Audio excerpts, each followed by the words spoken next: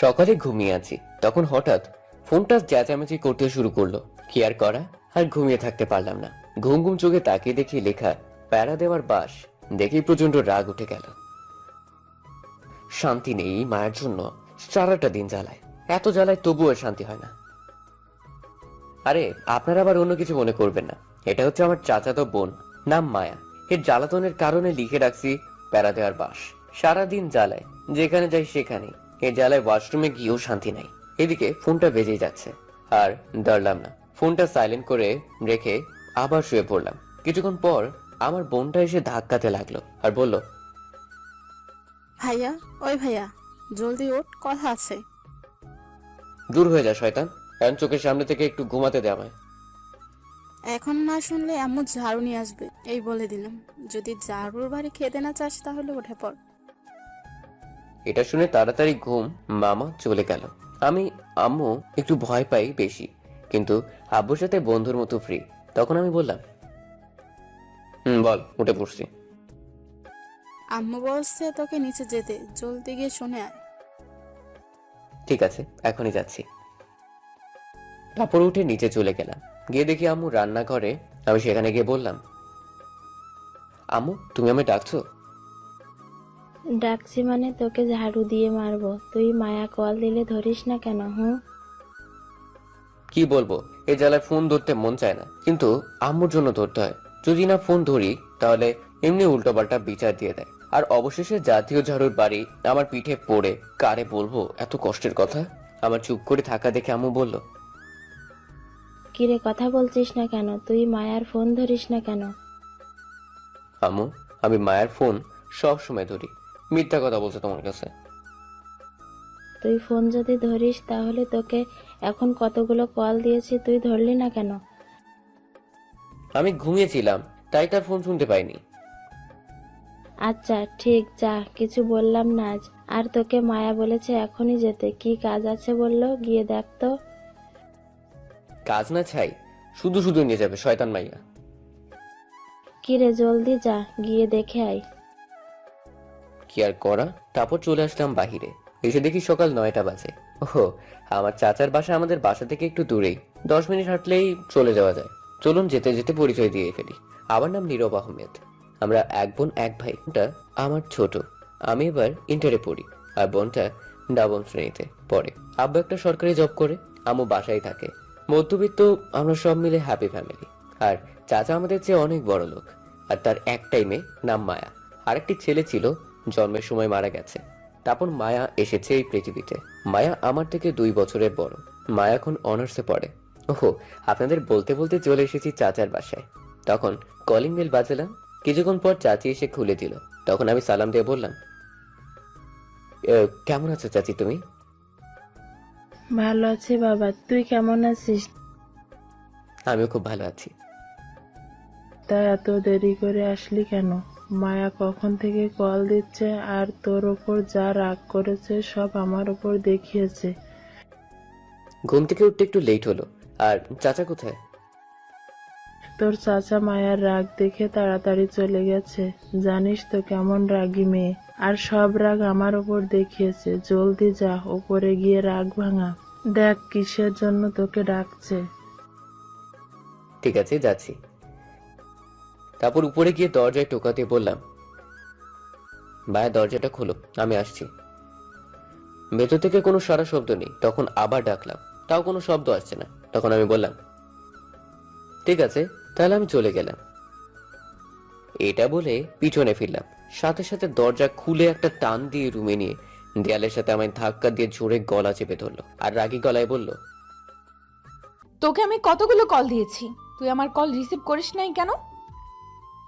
এতটাই জোরে গলা চেপে ধরলো কথা বলতে পারছি না, আর প্রচন্ড ব্যথা পাচ্ছিলাম। তখন মায়া আবার বলল, তোকে কতবার বলছি আমার সাথে সাথে ফোন রিসিভ করবি, তোকে যখনই বলবো আমার কাছে আসবি, তারপরও কেন আসিস না বল? কিছুই বলতে পারছি না। কিছুক্ষণ এমন করে গলা চেপে ধরে থাকলে বেঁচে থাকা অসম্ভব হয়ে যাবে। ঠিক তখন মায়ার আম্মু এসে মায়াকে ছাড়িয়ে বলল, কি করছিস তুই? ছেলেটা মরে যাবে, এমন করে কেউ গলা চেপে ধরে? আমায় ছেড়ে দেওয়ার পর কাশতে লাগলাম। আমি গলায় ধরে আস্তে আস্তে নিঃশ্বাস নিতে লাগলাম। তখন মায়া বলল, মেরে ফেলবো ওকে। কতবার বলেছে আমার কল রিসিভ করবি, যখন বলবো তখন আসবি, কিন্তু গতকাল রাত থেকে আমার কল রিসিভ করে না। গতকাল রাতে আদিবাকে বলেছি ওকে পাঠিয়ে দিতে, কিন্তু বলার পর তাও আসলো না। সকালে কল দিয়েছি, রিসিভ করলো না। ছেলেটার কি ঘুম নেই চোখে? যখনই বলবি তখনই আসতে হবে। রাতে ঘুমাচ্ছিল তাই হয়তো আসেনি। আর এত ফোন দেওয়ার কি হয়েছে? তুমি চুপ করো, তোমায় কথা বলতে বলছি। তুমি তোমার ঘরে যাও। এটা বলে মায়া তার আম্মুকে তার আম্মু রুমে পাঠিয়ে দিল আর দরজা আটকে সে খাটে বসে রইল। আমি দেওয়ালের সাথে মিশে চুপ করে দাঁড়িয়ে আছি। নিচের দিকে তাকিয়ে কিছু বলার নেই। আমি সত্যিই গতকাল রাত থেকে ফোন রিসিভ করিনি। আমায় রাতে আদিবা বলেছে আসছে, কিন্তু আমি ইচ্ছে করে আসিনি। কিছুক্ষণ এভাবে যাওয়ার পর মায়া আমার দিকে তাকিয়ে দেখে আমি নিচের দিকে তাকিয়ে আছি। তখন আমায় বলল, কিরে চুপ করেছিস কেন? আমি চুপ করে নিচের দিকে তাকিয়ে আছি। কিরে কথা বল, রাগ করেছিস? হ্যাঁ, এত কষ্ট দিয়ে বলে রাগ করছি কিনা, শয়তান মাইয়া। খুব ব্যথা পাইছিস গলায়? না, ব্যথা পাইনি। তখন মায়া দৌড়ে আমার সামনে এসে হাঁটু গেড়ে বসে পড়লো আর বলল, সরি, প্লিজ আমায় ক্ষমা করে দে। তুই তো জানিস আমার রাগ উঠলে নিজেকে কন্ট্রোল করতে পারি না। তুই যখন গতকাল আসিস নাই তখন খুব রাগ হয়েছিল, আর সকালে যখন আমার ফোন রিসিভ করিস নাই তখন আরো রাগ হয়েছিল। তাই রাগের মাথায় তোকে একটু বেশি জোরে গলা চেপে ধরে ফেলেছি। প্লিজ ক্ষমা করে দে। ঠিক আছে যাও, ক্ষমা করে দিলাম। সত্যি কথা বলছিস তুই? সত্যি কথা বলছি। তখন মায়া উঠে সাথে সাথে দুই গালে দুইটা কিস করে বলল, তুই ঘাটে বস, আমি একটু ওয়াশরুম থেকে আসছি। আমি মাথা নেড়ে হ্যাঁ বললাম। তারপর খাটে গিয়ে বসলাম। কিছুক্ষণ পর মায়া ওয়াশরুম থেকে বের হয়ে আসলো আর আমি তার দিকে তাকিয়ে দেখি অবাক হয়ে গেছি। নিজের কাছে কেমন জানি লজ্জা লাগছে আমার। আপনারা বুঝতে পারলে না তো বলছি কি হয়েছে। মায়া একদম শর্ট প্যান্ট আর গেঞ্জি পরে আসছে আমার সামনে। তখন মায়া আমার আরো কাছে আসলো। আমি সাথে সাথে চোখ বন্ধ করে দিয়েছি আর বললাম, এগুলো কি পরে আসছো তুমি আমার সামনে? জলদি যাও, এগুলো চেঞ্জ করে আসো। কেন, আমায় কি ভালো লাগছে না? চোখ দুটো খুলে ভালো করে দেখ। না, আমি চোখ খুলবো না, তুমি যাও, এগুলো চেঞ্জ করে আসো। তুই চোখ না খুললে আমি তোর সাথে অন্য কিছু করব। জলদি চোখ দুটো খুল। কি করবো আর, বিপদে পড়ে চোখ খুললাম আর অবাক হয়ে তাকিয়ে আছি। তখন মায়া বলল, কিরে এমন করে কি দেখছিস? আচ্ছা, আমায় কেমন লাগছে এখন? খুব সুন্দর লাগছে। শুধু সুন্দর লাগছে, আর কিছু বলবি না? আচ্ছা, তুমি এগুলো আমার সামনে পরে আসলে কেন? তোর সামনে পড়ে আসবো না তো কার সামনে পড়ে আসবো? তুই তো দেখবি। মানে কি বলছো তুমি? কিছু না, গতকাল কিনে নিয়ে আসছি, তাই তোকে প্রথম পরে দেখালাম, কেমন লাগলো? খুব বাজে, এগুলো আর কখনো পরবে না। আজ পরেছো, এতটুকুই থাক। তাহলে কি এটা ফেলে দিব? এগুলো না পরে লং 3 পিস পরবে বাসায়, আর বাহিরে বোরকা পরে বের হবে। আচ্ছা ঠিক আছে। তাহলে আমি চলে যাই, এখন কলেজে যেতে হবে। আর কিছুক্ষণ থাক, তুই কাছে থাকলে আমার খুব ভালো লাগে। হ্যাঁ, আর আম্মু আমায় ঝাড়ু দিয়ে মারবে। কলেজের সময় হয়ে যাচ্ছে, তুমি ভার্সিটি যাও। ঠিক আছে যা তাহলে, আর দুপুরে আমার সাথে দেখা করবি কল দিলে। আচ্ছা, পরে দেখা যাবে। তারপর আমি চলে আসতে যাব, তখন মায়া আমার হাতে ধরে এক টানে তার কাছে নিয়ে আসলো আর বলল, কি করে যে তোকে যেতে দেই, মন চাইছে না যে। এটা বলেই দুই গালে দুটি কিস করলো। তখন আমি বললাম, এটা কি করলে তুমি? এগুলো ঠিক হচ্ছে না। আমরা কিন্তু বলতে গেলে ভাই বোন। আমরা অনেক বড় হয়েছি, মানুষ দেখলে খারাপ ভাবতে পারে। কিসের ভাই বোন? আমি তো সেগুলো কিছু ভাবি না, যে যাই ভাবতে থাকুক, আমি তোকে নিজের কাছে পেতে চাই। আমি চলে যাচ্ছি। তখন মায়া বলল, মায়া চলে যেতে তখন আমি নিচে বসলাম। আসার পর চাচিকে বললাম চলে যাচ্ছি। তখন চাচি বলল খেয়ে যেতে, কিন্তু আমি বললাম দুপুরে এসে খাবো। তারপর বাসায় এসে ফ্রেশ হয়ে রেডি হয়ে বের হয়ে পড়লাম কলেজে যাওয়ার জন্য। তখন সামনে দেখলাম জাহিদ যাচ্ছে। ওহো, জাহিদ আমার বন্ধু। আরো বন্ধু আছে, সাথে থাকুন, সব জানতে পারবেন। তখন আমি দৌড়ে গিয়ে বললাম, কিরে তুই আমায় আজ একা রেখে চলে যাচ্ছিস? একবার ফোন করে তো বলতে পারতি। ফোনে টাকা নাই তাই ফোন দিতে পারিনি। আমি মনে করেছি তুই চলে গিয়েছিস। আচ্ছা চল, সময় কম। তারপর হেঁটে যেতে লাগলাম। আমরা যেই কলেজে পড়ি আমাদের বাসা থেকে অনেকটা দূরে। সিএনজি যেতে হয়, ভাড়া 10 টাকা নেয়। কিছু দূরে সিএনজি স্ট্যান্ড। তখন ভাবলাম দুজনের জন্য 2টা আইসক্রিম নেওয়া যাক। খেতে খেতে যাব, যে বাবা সেই কাজ। কিনে খেতে খেতে যাচ্ছিলাম। কিছু দূর যাওয়ার পর আমার জুতোর ফিতা খুলে গেল। তখন মুখে আইসক্রিম নিয়ে বাজছিলাম। হঠাৎ মায়া কোথা থেকে এসে আমার মুখ থেকে আইসক্রিম নিয়ে খেতে লাগলো আর বলল, যাক, তাহলে যা চাইলাম তা পেয়ে গেলাম। তারপর মায়া চলে গেল। তখন জাহিদ বলল, এটা কি হলো দোস্ত? তোর মুখের আইসক্রিম নিয়ে খেয়ে ফেললো? হয়তো টাকা নেই তাই নিয়ে গেছে। আচ্ছা চল এখন যাওয়া যাক, এগুলো ভেবে লাভ নেই। ঠিক আছে, চল যাওয়া যাক। তারপর আমি আর জাহিদ হাঁটতে লাগলাম। ওহো, আপনাদের কাছে তো বলাই হয়নি মায়ার ভার্সিটি কোথায়। মায়ার ভার্সিটি আর আমাদের কলেজ দুটি 2 রাস্তা দিয়ে যেতে হয়, তাই একটু বাঁচা গেল। নয়তো কলেজে গিয়েও ঝালাতো মায়ার ভার্সিটি একটু কাছেই।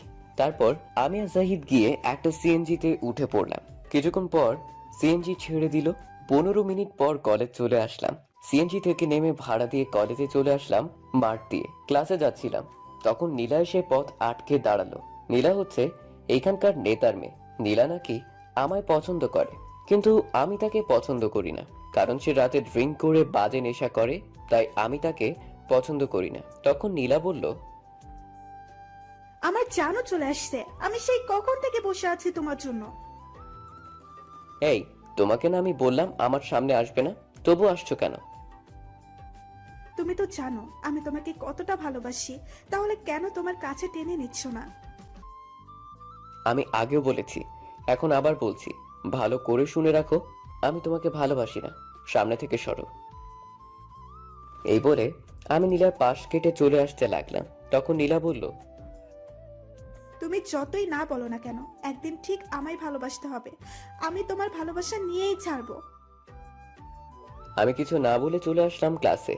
এসে বসে আছি, তখন জাহিদ বলল, দোস্ত, এই মেয়ে যে আঠার মতো তোর পিছে লাগছে, একদিন তোকে ঠিক ভালোবাসার কথা বলিয়েই ছাড়বে দেখিস। তার চেয়ে ভালো এখনই বলে দে ভালোবাসিস।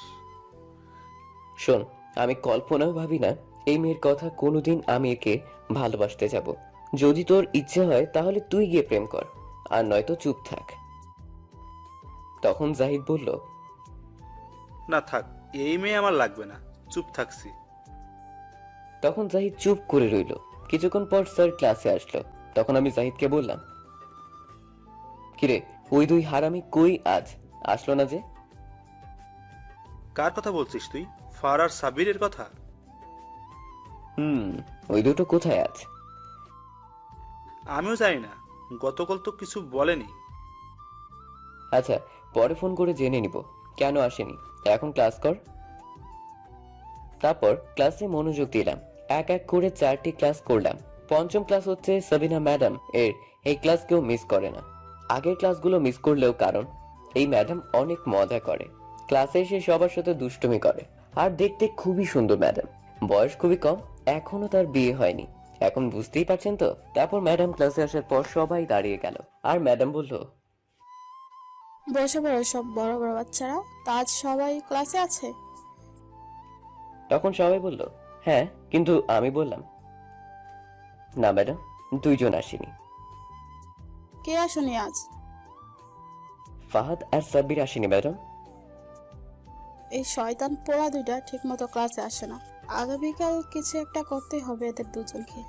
আচ্ছা, আজ তোমাদের কিছু প্রশ্ন করব, উত্তর দিবে। যাকে যেটা বলবো সেটা উত্তর দিতে হবে। তখন সবাই মিলে হ্যাঁ বলল। তখন ম্যাডাম বলল, প্রথম একজন ছেলেকে জিজ্ঞেস করবে, তারপর একজন মেয়েকে। তখন প্রথম জাহিদকে বলল দাঁড়াতে, আর জাহিদ বলল, ম্যাডাম, এতগুলো ছাত্র রেখে আমায় প্রথম ধরতে হলো, এটাই ভয় পাচ্ছিলাম। এখন তোমাকে যা বলবো তার বিপরীত নাম বলতে হবে, মানে হাসির। চেষ্টা করব, বলেন ম্যাডাম।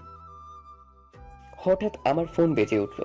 আমার ফোনটা সাইলেন্ট করা, তাই শব্দ হয়নি, কিন্তু পকেটে ফোন, তাই কাঁপাকাঁপি শুরু করছে। আমি আর ফোন দেখলাম না, কারণ ম্যাডাম এদিকেই তাকিয়ে আছে। তখন ম্যাডাম বলল, তোমার নাম কি? ফেসবুক। তোমার আব্বুর নাম কি? ইউটিউব। তোমার আম্মুর নাম কি? গুগল। তোমার বোনের নাম কি? হোয়াটসঅ্যাপ। তোমার ছোট ভাইয়ের নাম কি? টুইটার। ম্যাডাম নাম শুনে হাসতে লাগলো, তখন হাসতে হাসতে বলল, হ্যাঁ, ভালো বলছো, অবশ্য। এখন নীলা দাঁড়াও। তখন নীলা দাঁড়িয়ে বলল, হ্যাঁ বলুন ম্যাডাম। তুমি কাউকে ভালোবাসো এই কলেজের মাঝে? থাকলে বলতে পারো আমার, আমি সাহায্য করতে পারি। এটা শুনে নীলা খুব খুশি হলো। তখন নীলা কিছু বলতে যাবে তার আগে কেউ ম্যাডামকে ডাকলো। ক্লাসের বাহির থেকে কণ্ঠটা মেয়ের। তখন সবাই তাকিয়ে দেখলো একটা মেয়ে। আমি তাকিয়ে দেখি মায়া অবাক হয়ে গেছি। তাকে দেখে তখন ম্যাডাম বলল, তুমি এই ক্লাসে? না, আমি এই ক্লাসের না। তাহলে তুমি কোন ক্লাসের? আমি অনার্সের ছাত্রী। ম্যাডাম অবাক হয়ে বলল, তাহলে তুমি এই কলেজে কি করছো ভার্সিটি রেখে? তখন মায়া ভিতরে এসে ম্যাডামের কাছে একটা লাঠি ছিল, সেটা নিয়ে আমার কাছে এসে মায়া আমার 2টা বাড়ি দিয়ে বলল, এই শয়তানটার জন্য আসছি। কতগুলো কল দিয়েছি তবুও রিসিভ করে না। আজ একে মেরেই ফেলবো আমি। এই বলে আমার মারতে লাগলো মায়া। তখন ম্যাডাম এসে মায়ের হাত থেকে লাঠি নিয়ে বলল, থামো বলছি। তুমি কি দেখছো না ও এখনো ক্লাসে আছে? না, আমি দেখি না। না দেখলে এখন দেখে নাও। আর ক্লাসে থাকলে তাহলে ফোনটা রিসিভ করবে কি করে শুনি? আর তুমি বা কেন কল দিবে? তুমি কি জানো না এখন ক্লাসের টাইম? আমি এত কিছু জানতে চাই না। কোথায় আছে না আছে, আমার ফোন রিসিভ করেনি কেন? এই বলে আমায় আবার ঘুষি মারতে লাগলো। শয়তানটার জ্বালায় এখন ক্লাসেও শান্তি নেই। তখন ম্যাডাম বলল, তোমরা দুজন ক্লাসের বাইরে গিয়ে মারামারি করো, কিন্তু এই ক্লাসে না। যাও, ক্লাস থেকে বের হও। তখন মায়া রেগে আমার ব্যাগ নিয়ে বাহিরে চলে গেল। আমি আর কি করব, আস্তে আস্তে বের হয়ে যেতে লাগলাম। তখন ম্যাডাম আমায় বলল, শোনো, নেক্সট টাইম ক্লাসে ফোন নিয়ে আসবা না, মনে থাকে যেন কথাটা। আমি মাথা নেড়ে হ্যাঁ বললাম। তখন ম্যাডাম আবার বলল, এটা কি তোমার গার্লফ্রেন্ড? আমি কিছু বলবো তখন একটু নীলার দিকে তাকিয়ে দেখি নীলা রেগে অ্যাটম বোম হয়ে গেছে। তখন আমি মনে মনে বললাম, এখন মায়া তো নেই, থাক আর চাচাতো বোন বলবো না। হ্যাঁ বলেই দিই, অন্তত পক্ষে নীলা তো পিছু ছাড়াবে। আমি চুপ করে আছি বলে তখন ম্যাডাম আবার বলল, কি হলো বলো? লজ্জা না পেয়ে সত্যি কথা বলে ফেলো। তখন আমি ম্যাডামকে উদ্দেশ্য করে বললাম, ম্যাডাম আমার গার্লফ্রেন্ড। আমিও বুঝতে পারছি অনেক রাগী মেয়ে।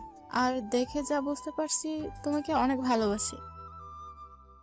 ম্যাডাম এখন যাই আমি। আমি এই বলে ক্লাসের বাইরে চলে আসলাম। এসে দেখি মায়া কলেজ থেকে বের হয়ে যাচ্ছে।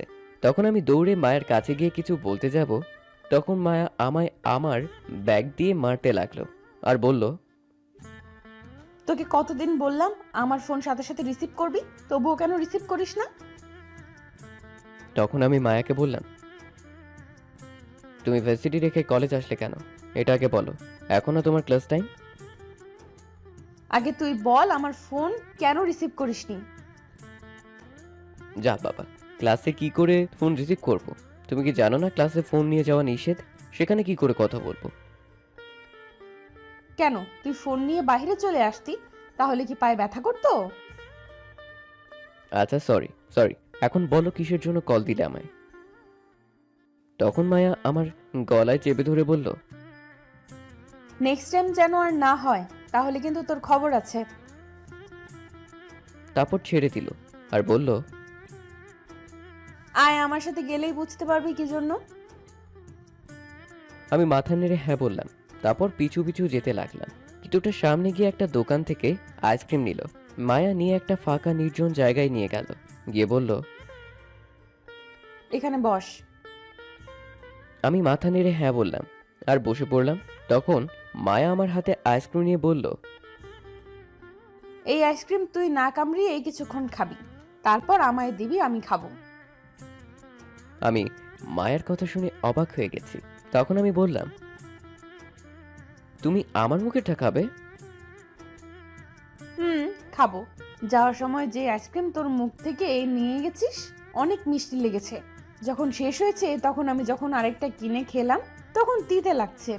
এখন তুই খেয়ে দিবি, তারপর আমি খাবো। কি পাগল মেয়ে বাবা, আজকালের বাচ্চাদেরও কিছু খাওয়ানো যায় না, আর মায়া আমার মুখেরটা খেতে চাইছে। বুঝতে পারছি না কি হয়েছে। তখন মায়া ধমকে আবার বলল, কি হলো, জলদি খাওয়া শুরু। এত জোরে ধমক দিয়েছে আমি ভয় পেয়ে গেছি। তখন আর কিছু না বলেই খেতে লাগলাম। আমি খাচ্ছি আর মায়া আমার দিকে তাকিয়ে রইল এক দৃষ্টিতে। তখন আমার কেমন জানি লজ্জা লজ্জা লাগতে শুরু করলো। আমার খাওয়ার সময় কেউ যদি তাকিয়ে থাকে আমার দিকে, তাহলে আমি খেতে পারি না। তখন আমি অন্যদিকে ফিরে খেতে লাগলাম। আর মায়া তখন বলল, কিরে, তুই ওইদিকে ঘুরে খাচ্ছিস কেন? এদিকে ফির আমার দিকে। কি আর করব, তখন তার দিকে ফিরেই খেতে হলো। কিছুক্ষণ পর মায়া টান দিয়ে আইসক্রিম নিয়ে বলল, আর পারবো না, এখন দে জলদি।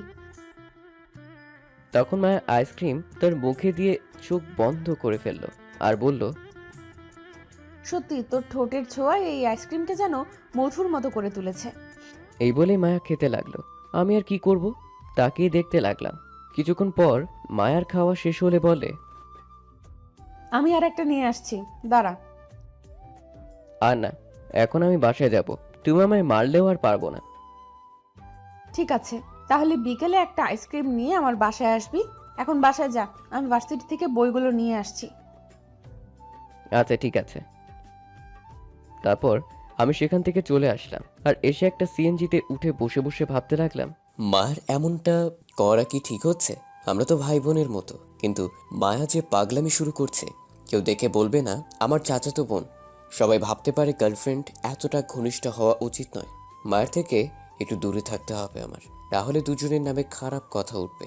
এমনি কি দুই পরিবারের। ভাবতে ভাবতে চলে আসলাম। এসে সিএনজি থেকে নেমে ভাড়া দিয়ে বাসায় চলে আসলাম। এদিকে মায়া তার ভার্সিটি গিয়ে তার বইগুলো নিয়ে তার বান্ধবী অহনার সাথে আসছিল। তখন অহনা বলল, কিরে, তখন এত রেগে কোথায় গিয়েছিলি তুই? কোথায় আবার যাব, নীরবের কলেজে গিয়েছিলাম। শয়তানটা ফোন ধরছিল না। তখন অহনা অবাক হয়ে মায়াকে বলল, কি, তুই কলেজে গিয়েছিলি? কি করব বলো, শয়তানটা কি জাদু করেছে, থাকতেই পারি না না দেখে। এমনকি কথা না বললেও থাকতে পারি না। ও, বুঝতে পারছি, তুই ভালোবেসে ফেলছিস। আরো 1 বছর আগে থেকে ভালোবাসি। বলিস কি? তাহলে বলে ফেল। এখানেই তো সমস্যা বলতে গেলে, কারণ ও আমায় চাচাতো বোনের চোখে দেখে। এর চোখের নামে ইজ্জত পুরো থানায় মামলা করা দরকার। না, সেটাও করা যাবে না, তাহলে আমার থেকে দূরে চলে যাবে। ওহ, এই সমস্যা। শোন, তোকে আমি একটা প্ল্যান বলছি। তুই যদি এই কাজ করতে পারিস তাহলে 100% তোকে ভালোবাসবে। তাহলে জলদি বল। এখন না, আজ বিকেলে আমার বাসায় আসবি, তখন বলবো। আচ্ছা ঠিক আছে। আরেকটা কথা কি জানিস, আসার সময় আইসক্রিম খেয়েছি, ওর খাওয়া আইসক্রিম। তার মানে তুই তার খাওয়া এই আইসক্রিম খেতে গিয়েছিলি? কি করব বল, আমি নিজে কিনে খেতে গেলে তিতে লাগে, তাই গিয়েছি তার আইসক্রিম খেতে। মিষ্টি লাগে অনেক। তুই তো কিস করলেই হয়, আইসক্রিম না খেয়ে। এটা যদি এখন করতে যাই তাহলে রাগ করবে, আর আমার সামনেই আসবে না। এখন তো বকা দিয়ে সামনে নিয়ে আসি, তখন আর আসবেই না। যে করেই হোক, যে কোনো কিছুর বিনিময়ে হোক, আমি ওকে আমার চাই। পাবি, চিন্তা করিস না। আজ বিকেলে আমার বাসায় আসবি কিন্তু। আচ্ছা ঠিক আছে, আসবো। এখন বাসায় যা, তোর বাসায় এসে গিয়েছিস। এ কি রে, আমরা এতটা পথ কথা বলে চলে আসছি। এখন বাসায় যা। আচ্ছা ঠিক আছে। তারপর মায়া চলে গেল তার বাসায়, আর অহনা চলল তার বাসার উদ্দেশ্যে। এদিকে আমি বাসায় আসার পর আম্মু আমায় দেখে বলল, কিরে আজ এত তাড়াতাড়ি চলে এলি কলেজ থেকে, কারণ কি? তখন আমি একটু মজা করে বললাম, এতদিন স্যার আমাদের ছুটি দিত, আজ আমরা স্যারদের তাড়াতাড়ি ছুটি দিয়ে চলে আসছি। তখন আম্মু একটু রাগী গলায় বলল,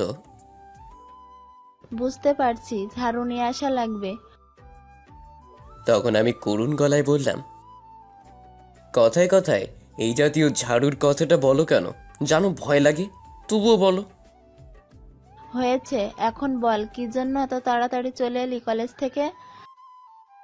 তোমার জন্য দেখছি তাড়াতাড়ি বাসায়ও ফেরা যাবে না, আজ একটু তাড়াতাড়ি ছুটি দিয়েছে কলেজ থেকে। আচ্ছা ঠিক আছে, যা। আদিবা আসছে আম্মু? রুমে আছে। তারপর আমি আমার রুমে চলে আসলাম। এসেই ফ্রেশ হয়ে কিছুক্ষণ বসে রইলাম। আরও কিছুক্ষণ যাওয়ার পর বোন এসে খাবার খাওয়ার জন্য ডেকে গেল। তারপর আমি গিয়ে খাবার খেয়ে নিলাম। খেয়ে কিছুক্ষণ রেস্ট নিয়ে বিকেলে বাসা থেকে বেরিয়ে পড়লাম আড্ডা দিতে। তারপর জাহিদকে ফোন দিলাম, বললাম আমাদের আড্ডাখানায় আসতে। আমি গিয়ে বসে রইলাম। তার কিছুক্ষণ পর জাহিদ আসলো। এসেই বলল, তুই কখন আসলি? আসছি আরো অনেকক্ষণ আগে। এখনই 2 হারামিকে কল দিয়ে বল আসতে। আচ্ছা, সে না হয় দিচ্ছি, তার আগে তুই একটা কথা বল। বল, কি বলবো? শালা, তুই মায়ের সাথে প্রেম করিস আর আমি জানি না? আরে থাম, মারিস না। তুই ওটা সত্যি ভেবে নিয়েছিস? তো বিশ্বাস না করার কি হলো? তুই নিজেই তো বললি মায়া তোর গার্লফ্রেন্ড। আরে তখন এটা বলেছি যাতে নীলা আমার পিছু ছাড়ে। আর মায়া আমার গার্লফ্রেন্ড হতে যাবে কেন? মায়া আমার চাচাতো বোন, আমি বোনের মতো দেখি। দেখিস আবার বইয়ের মতো দেখিস না যেন। যে যুগ আসছে মামাতো বোনকে বিয়ে করছে, আর এখানে তো চাচাতো বোন কিছুই না। চুপ কর তো। আমি মায়াকে বোনের মতো দেখি, এগুলো কিছুই না, বুঝতে পারছিস? বুঝতে পারছি। আমি তো সত্যি মনে করেছি। তুই তো জানিস নীলা কেমন মেয়ে, আর আমি নীলাকে পছন্দ করি না।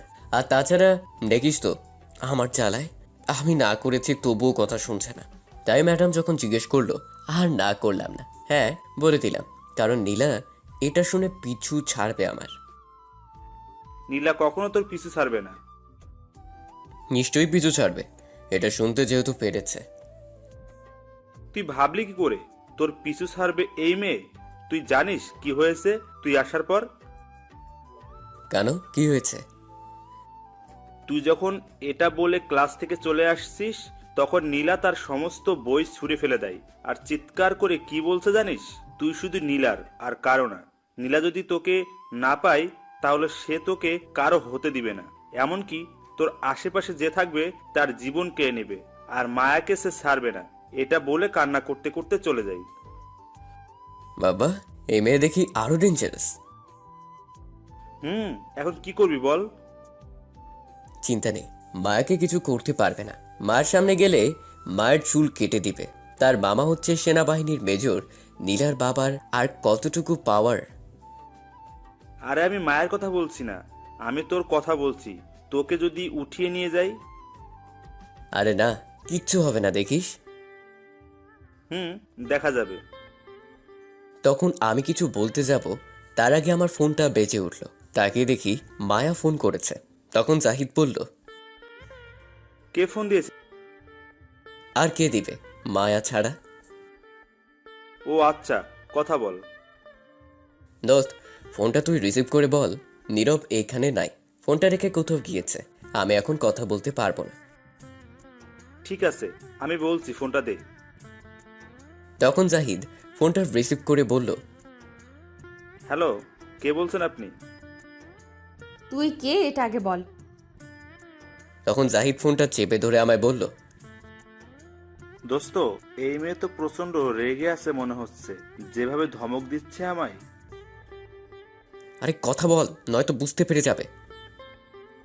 ও আচ্ছা, বলছি। তখন জাহিদ মায়াকে বলল, আমি জাহিদ বলছি, নীরবের বন্ধু। তুই কে এটা আমি শুনতে চাই না। দেখ, রাগ উঠাস না। তাহলে কিন্তু তোকে এসে মেরে হাত পা ভেঙে দিব। নীরবের কাছে ফোনটা দে, এত কথা না বলে। দেখুন, নীরব আমায় আপনাকে বলতে বলেছে ও এখানে নেই। এখন ফোন রাখেন, আসলে আমি ফোন দিব। কেমনটা লাগে বলেন তো? আমি বললাম কি আর বলল কি? তখন আমি জাহিদকে ঘুষি দিয়ে বললাম, শালা, তোকে আমি বললাম আমি এখানে নেই বলতে, আর তুই বলে দিলি। তখন জাহিদ আমার কাছে ফোনটা দিয়ে বলল, নে তুই কথা বল। এমন শিশু পোলাটারে হাত পা ভাঙার হুমকি দেয়? দর তুই কথা বল। মেয়েদের হাতে মার খাওয়ার ইচ্ছে নেই আমার। তখন আমি ফোনটা নেওয়া মাত্র মায়া বলল, শয়তান বান্দর, তুই এক্ষুনি 3 মিনিটের মাঝে আমার বাসায় আয়, তারপর তোকে বুঝাচ্ছি মিথ্যা কথা বলা।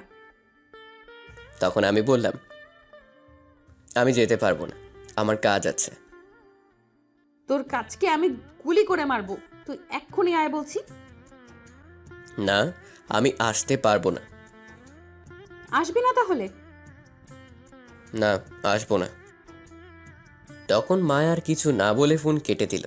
আমিও ফোনটা পকেটে রেখে দিলাম। তখন জাহিদ বলল, কিরে, তুই না করলি কেন? গিয়ে দেখা করে আসতি, তুই তো বসে আছিস। চুপ কর তো, এর জ্বালায় কি একটু আড্ডা দিতেও পারবো না? যেখানে যাই সেখানেই এর ফোন, সারা দিন জ্বালায়, আর ভালো লাগছে না, যা করার করুক। হঠাৎ তখন কেউ আমার পেছন থেকে কলার চেপে ধরল। আমি পেছনে ফিরে দেখতে যাব, তখন জাহিদ উঠে দৌড়ে চলে গেল। আমি পিছনে তাকিয়ে দেখি মায়া রাগী দৃষ্টিতে তাকিয়ে আছে, আর হাতে একটা লাঠি নিয়ে আসছে। আমি তো দেখে ভয় শেষ। তখন আমি কিছু বলতে যাব তার আগে মায়া আমায় লাঠি দিয়ে মারতে লাগলো, আর বলতে লাগলো, কি বলছিলি তুই? আমার কাছে যাবি না তাই না? তোর হাত পা আমি আজ ভেঙে দিব। এই বলে মায়া মারতে লাগলো। তখন আমি বললাম, প্লিজ ছেড়ে দাও, আর বলবো না কখনো। না, আর ছাড়া যাবে না। তুই এই কথা অনেকবার বলছিস, আর কোনো কথা শুনতে চাই না। এই বলে মায়া মারতে লাগলো। তখন আমি আশেপাশে তাকিয়ে দেখি মানুষ এসে ভিড় জমিয়ে দেখছে। তখন আমি বললাম, দেখো, অনেক মানুষ এসে গেছে আর ভিড় জমিয়ে দেখছে, তারা কিন্তু খারাপ কিছু ভাবছে আমায়। ছেড়ে দাও, তুমি যা বলবে আমি শুনবো, যা করতে বলবে বলবো। তখন মায়া তাকিয়ে দেখলো সত্যি অনেক মানুষ এসে গেছে। এটা রাস্তার একটু পাশে একটা গাছতলায়, আমরা সেখানেই বসে আড্ডা দিই। এখান দিয়ে বেশি মানুষ চলাচল করে না, কিন্তু বিকেলে চলাচল করে, কারণ এই রাস্তা দিয়ে বিকেলে সবাই বাজারে যায়। তখন মায়া সবাইকে বলল, আপনারা সবাই এখান থেকে চলে যান, কিছুই হয়নি। এত ভিড় করার কি হলো? যান বলছি। তখন সবাই চলে গেল। আর মায়া বলল, তুই আমার সাথে চল। তুই কি জানি বললি, আমি যা করতে বলবো করবি? ঠিক আছে, আয়, আজ তোর সাথে অনেক কিছু করব। তখন আমি মায়াকে বললাম, অনেক কিছু করবে মানে কি করবে তুমি আমার সাথে? আয় না তুই আমার সাথে, পরে গেলেই তো বুঝতে পারবি কি করব। এর মতলবটা কি কে জানে? ভাবসব দেখে মনে তো হচ্ছে না ভালো মতলব আছে। যাই হোক, যদি আবার মারে তাহলে আমিও এবার ছাড়বো না। এই বলে দিলাম। তখন মায়া বলল, দাঁড়িয়ে না থেকে চল। তখন আমি বললাম, না, আমি যাব না তোমার সাথে।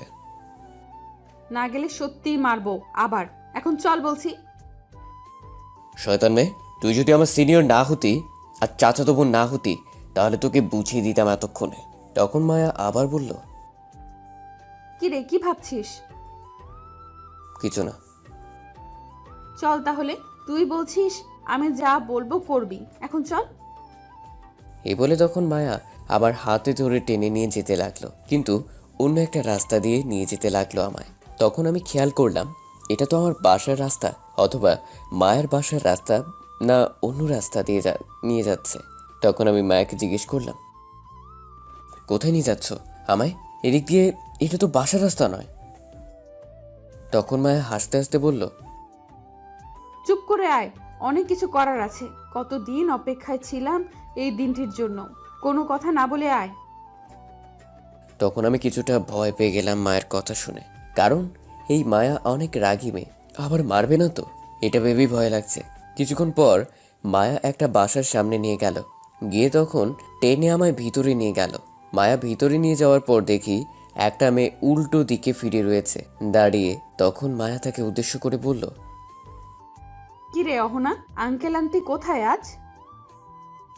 একটু পাশের বাসায় গেছে একটা চাচিকে দেখতে, খুবই অসুস্থ তাই। অহনা এদিকে ফিরেই দেখলো আমি মায়ের সাথে আসছি। তখন অহনা বলল, এ কি নীরব ভাইয়া, আপনি কেমন আছেন?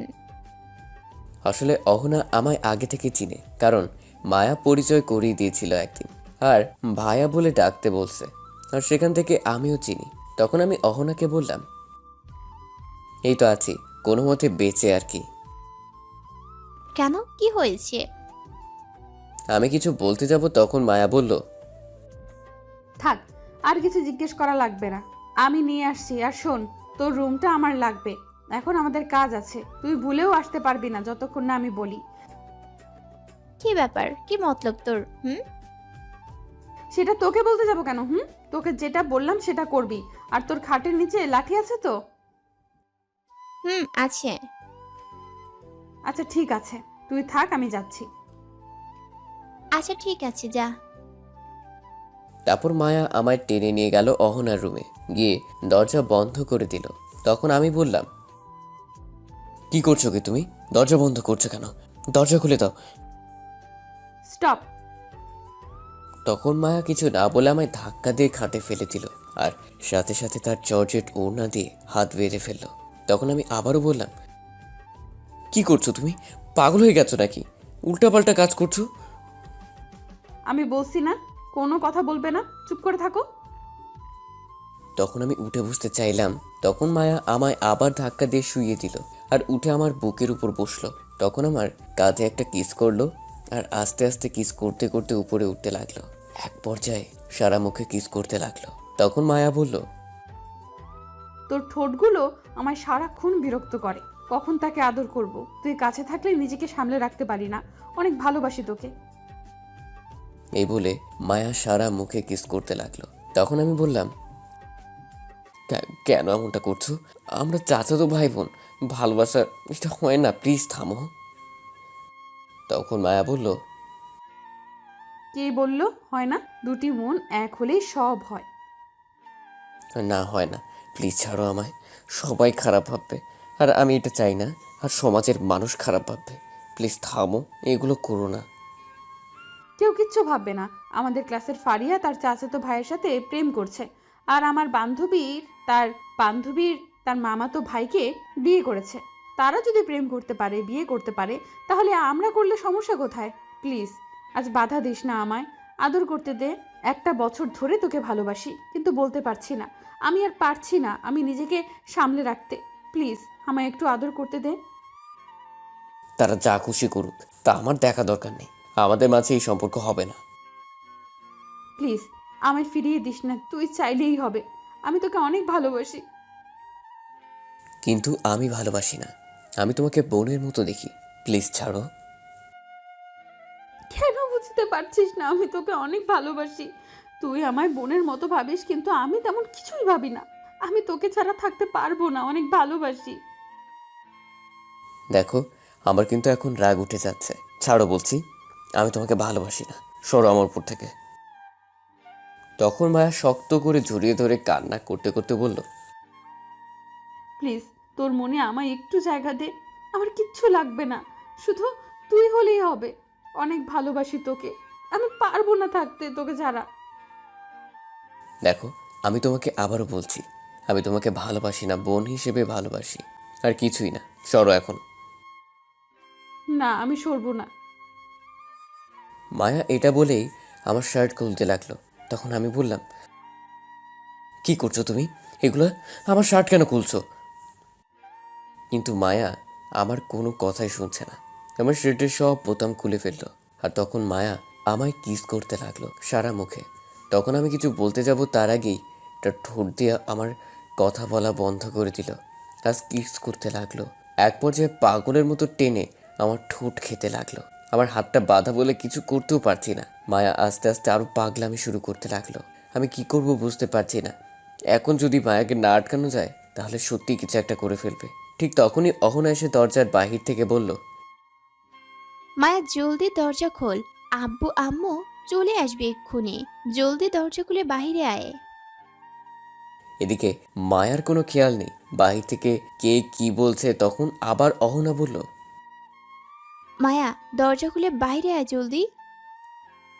এবার মায়া শুনতে পেল আর বলল, আমার আরো কিছুক্ষণ লাগবে। প্লিজ তোর পায়ে পড়ি, জলদি বেরিয়ে আয়, নয়তো আব্বু আম্মু এসে দেখলে আমায় সন্দেহ করবে। ঠিক আছে, আসছি, দাঁড়া। এই বলে মায়া আমার উপর থেকে নেমে গিয়ে দরজা খুলে দিল। আর অহনা তখন ঘরে এসে পড়ল আর দেখলো আমায় ওড়না দিয়ে বেঁধে খাটে ফেলে রাখছে, শার্টের বোতাম খোলা। তখন অহনা বলল, ছি, কি করছিলি তুই এইগুলা? পাগল হয়ে গেলি নাকি বিয়ের আগেই এইসব? পাগল হয়ে গেছি ওর প্রেমে, আর ওকে পাওয়ার জন্য আমি সব কিছু করতে পারি। তাই বলে এক্ষুনি এইসব করতেই হবে? তখন মায়া আর কিছু বলল না, চুপ করে রইল। তখন আমি অহনাকে বললাম, অহনা, আমার হাতের বাঁধনটা খুলে দাও তো। তখন মায়া বলে উঠল, না, খুলবে না। তুই আগে বল, আমায় ভালোবাসিস? অহনা, কি বললাম আমি বাঁধন খুলে দিতে? তখন অহনা এসে আমার হাতের বাঁধন খুলে দিল আর আমি উঠে মায়ের কাছে গিয়ে ঠাস করে দুটি চড় দিয়ে বললাম, ছি, তুমি ভাবলে কি করে এগুলো? তুমি আমার চাচাতো বোন, আমি তোমাকে বোনের মতো দেখি। তোমার ডাকে আসি বলে এই নয় যে আমি তোমাকে ভালোবাসি। তুমি আমার চাচাতো বোন বলে বেঁচে গেলে, নয়তো আরও কয়েকটি চড় দিতাম। আমি আর কখনো ফোন দিবে না। তুমি আজ থেকে এমনকি সামনে পর্যন্ত আসবে না। মনে রেখো, আজ থেকে তোমার আমার কোনো সম্পর্ক নেই। তোমার বাসায় আর আমায় ডাকবে না। আমি এই বলে চলে আসতে যাব, তখন মায়া আমার হাত ধরে বলল, প্লিজ, তুই এমনটা করিস না। আমি থাকতে পারবো না তোকে ছাড়া, এক মুহূর্তের জন্যও পারবো না। আমি পারবো না তোকে ছাড়া থাকতে। অনেক ভালোবাসি তোকে। তখন আমি মায়ের হাতটি ছাড়িয়ে বললাম, তোমার মাথায় যা ঘুরছে তা ভাবা বন্ধ করে ফেলো। এই বলে দিলাম, আমার সামনে তো আসার কথা, কখনো কল দিবে না আমায়। তারপর আমি সেখান থেকে চলে আসলাম। আর আসার পর অখনো তখন মায়াকে বলল, তুই কি করলি এটা? তোর এখন বলার ঠিক হয়নি। তুই আমার সব প্ল্যান নষ্ট করে দিলি। কি করব বল? থাকতে পারছিলাম না যখন একটা কথা শুনতে পেয়েছি। কি কথা শুনতে পেয়েছিস? তুই নীলাকে চিনিস? চিনতে পারছি না। কেন, কি হয়েছে? আজ ফোন করেছে কিছুক্ষণ আগে, আর আমায় বলেছে সে নাকি নীরবকে ভালোবাসে। তখন আমি বলছি আমি ভালোবাসি নীরবকে। তখন নীলা কি বললো জানিস? বলছি নীরব নাকি শুধু তার, আর কারোর না। সে যদি না পায় তাহলে কারো হতে দিবে না। আর আমায় বলেছে নীরবের সাথে যেন না দেখে, আর যদি দেখে তাহলে নাকি আমার মৃত্যু হতে পারে। এটা শুনে আর থাকতে পারলাম না। বলে দিলাম, ভয় হচ্ছে যদি আমার কাছ থেকে নিয়ে যায় তাহলে আমি কি নিয়ে বাঁচবো, কাকে নিয়ে থাকবো? আমি শুধু নীরবকেই চাই, আর কাউকে না। আমি পারবো না থাকতে, অনেক ভালোবাসি। তখন অহনা বলল, আরে কান্না করিস না, থাম। আর চিন্তা করিস না, নীরব শুধু তোর হবে। কিন্তু তুই এইটা ভুল করেছিস। এখন রুমে এসে যা করছিলি। কি করব বল? রাজি হচ্ছে না, তাই ভাবলাম নিজের সবটা দিয়ে দেখি রাজি করতে পারি কিনা। এটা করেই ভুল করলি। এখন তোর উপর আরো রাগ উঠেছে গেছে। এখন এইটা ভাঙাতে প্রায় অসম্ভব হয়ে যাবে। সব প্ল্যান নষ্টই করে দিলি তুই আমার। আমি কিছুই জানি না, আমার শুধু নীরবকে চাই। যে কোনো কিছুর বিনিময়ে সব কিছু করতে রাজি আমি। ঠিক আছে শোন, এখন আমি যা বলবো তাই করবি। যদি তুই সব ঠিক মতো করতে পারিস তাহলে নীরব তোর হবেই। বল, আমি সব কিছু করতে রাজি নীরবকে পাওয়ার জন্য। বল কি করতে হবে? ঠিক আছে শোন তাহলে। গল্প শুনতে থাকেন, তাহলে সব আস্তে আস্তে জানতে পারবেন প্ল্যান কি ছিল। সব কিছু শুনে মায়া তখন বলল, ঠিক আছে, আমি সব কিছু করতে রাজি, সব করব পাওয়ার জন্য। কিন্তু এটা যদি না কাজ হয় তাহলে? এটা কাজ করবেই, চিন্তা করতে হবে না। কারণ আমিও এটা করেছি। আর আমার চাচাতো ভাইয়ের সাথে রিলেশন চলছে আমার। ওই শয়তান মেয়ে। তুই রিলেশন করছিস আগে বলিসনি কেন? ভেবেছিলাম বলবো বলবো, কিন্তু তুই তো আমার সাথে আর এই বিষয় নিয়ে কথা বলিসনি, তাই। আচ্ছা ঠিক আছে, দেখি তোর প্ল্যান কতটুকু কাজ করে। তাহলে আমি আগামীকাল থেকে কাজে লেগে পড়বো। তাই কর। আর ওই নীলাকে কিছু একটা করতে হবে। ওর কত বড় সাহস আমার জানকে আমার কাছ থেকে নিয়ে যাওয়ার হুমকি দেয়। আমি ওকে দেখে নিব। তা কি করবি তুই নীলাকে? তুই শুধু দেখ কি করি আমি নীলাকে। দেখি তুই কি করিস, তবে একটু তাড়াতাড়ি কিছু করিস, কারণ নীরব যেহেতু তোর উপর রেগে আছে, এখন তোর কাছ থেকে নিজেকে অনেক দূরে সরিয়ে নেবে। আর নীলা যেহেতু তোকে হুমকি দিয়েছে, তাহলে এই ফাঁকে নীলা তার কাজ করে যাবে, আর তোর থেকে বেশি এগিয়েও যাবে, আর নীলা নীরবকে পেয়েও যাবে। কখনো না, নীরব শুধু আমার আর কারো না। এখানে আরেকটা চিন্তার বিষয় আছে। কি সেটা? যদি নীলা তার আব্বু আম্মুকে নিয়ে নীরবের বাসায় যায় বিয়ের কথা বলতে, তাহলে কি হবে? আরে এই চিন্তা নেই, আসলেও কিছু হবে না। আমি মামাকে দিয়ে তাদের দেখে নিব। ও আচ্ছা। আর ওর কত বড় সাহস আমায় ফোন করে হুমকি দেয়। আর নীরব নাকি শুধু ওর। আমি নাকি নীরবকে ভুলে যেতে, যেখানে আমি না দেখে একদিন থাকতে পারি না, সেখানে আমায় হুমকি দিয়ে সারা জীবনের জন্য নিয়ে চলে যাবে। এটা কখনো হবে না। ও আমার জান। আচ্ছা, এই টপিক এখন থাক। আমি যা বললাম তা করতে থাক আগামীকাল থেকে, তাহলে দেখবি পাখি নিজে থেকে এসে ধরা দেবে। এখন আয় একটু ফুচকা খেয়ে আসি, আব্বু আম্মু চলে আসছে মনে হয়। এখন ফুচকা খেতে যাবি? চল। কিন্তু আমার তো ফুচকা খেতে মন চাইছে না। তাহলে কি খেতে মন চাইছে? আমার মন চাইছে ওর ঠোঁট খেতে। কত মিষ্টি ঠোঁট, কি টেস্ট। শয়তান মেয়ে কোথাকার, তোর কি একটু লজ্জা নেই? যা বাবা, লজ্জার কি হলো? এইখানে যেটা সত্যি সেটা বললাম, তুই যাই বলিস। আমার ওর ঠোঁট হলে আর কিচ্ছু লাগবে না, সারাদিন ঠোঁট খেতে পারলেই হবে।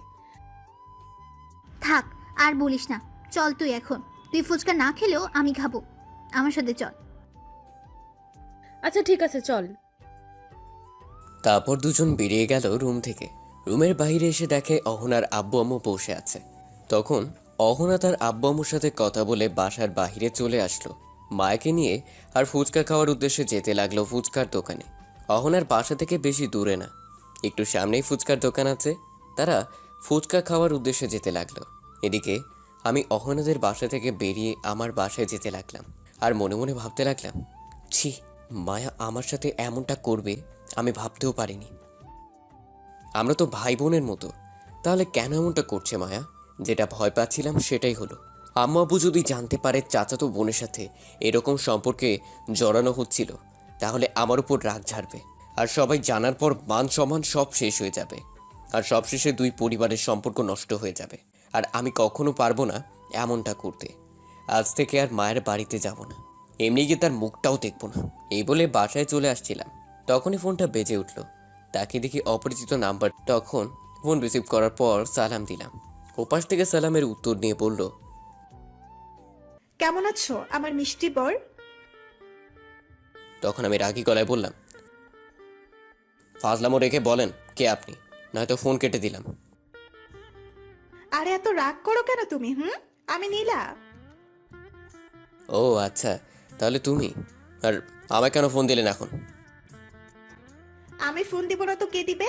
তুমি আমার মিষ্টি বর। রাত ফালতু কথা শোনার সময় নাই এখন, ফোন রাখো। কি ব্যাপার, আজ এত রেগে আছো যে? কারণ কি?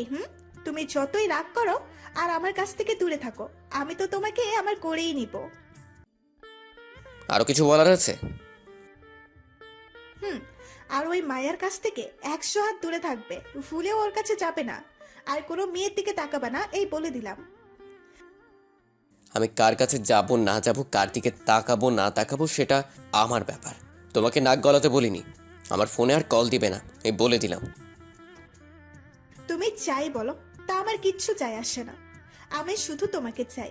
আর একটা কথা, আমি আমার আব্বুকে তোমাদের বাড়িতে পাঠাবো বিয়ের কথা বলতে খুব তাড়াতাড়ি। এই বলে নীলা ফোন কেটে দিল। আমি আর কিছু না ভেবে বাসায় চলে আসলাম। এসে রুমে গিয়ে শুয়ে রইলাম। রাতে বোন এসে খাবার খাওয়ার জন্য ডেকে গেল। আমি খাবার খেয়ে সোজা রুমে চলে আসলাম। এসে ফোন বন্ধ করে ঘুমিয়ে গেলাম। ওদিকে মায়া খাবার খেয়ে তার রুমে গিয়ে আমায় ফোন দিতে গিয়ে দেখলো ফোন বন্ধ। তখন মায়া মনে মনে হাজারটা বকা দিয়ে শুয়ে পড়ল। সকালে মায়া একটু জলদি উঠে গেল। উঠে ফ্রেশ হয়ে মনে মনে বলতে লাগলো, মায়া, তোর ভালোবাসাকে পাওয়ার মিশন শুরু আজ থেকে। তাহলে প্রথম কাজটা শুরু করি এখন। আগে একটু জানটাকে দেখে তারপর বাকি কাজ করব। এই বলে মায়া নিচে আসলো।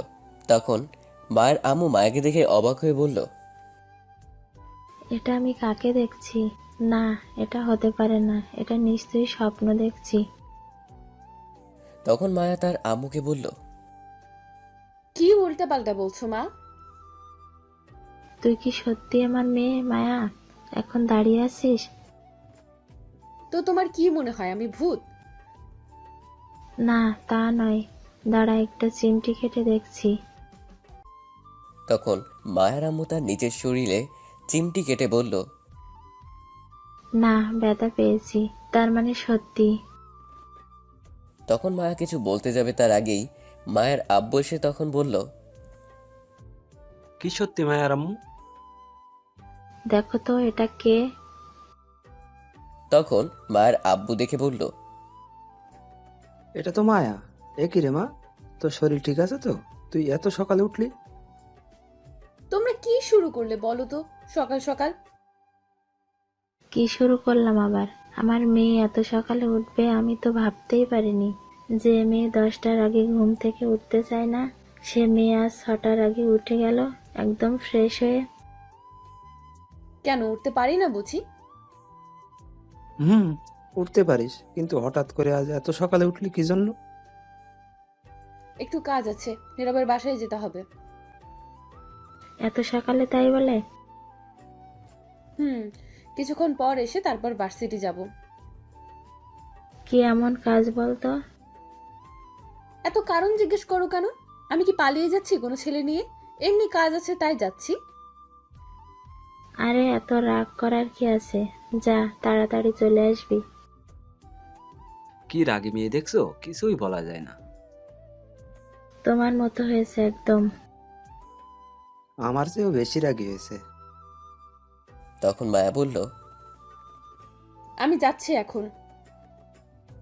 তারপর মায়া চলে আসলো বাসা থেকে বেরিয়ে। এসে হাঁটতে হাঁটতে চলে আসলো আমার বাসায়। তখন এসে দেখলো আম্মু উঠে বসে আছে। তখন আম্মু মায়াকে দেখে বলল,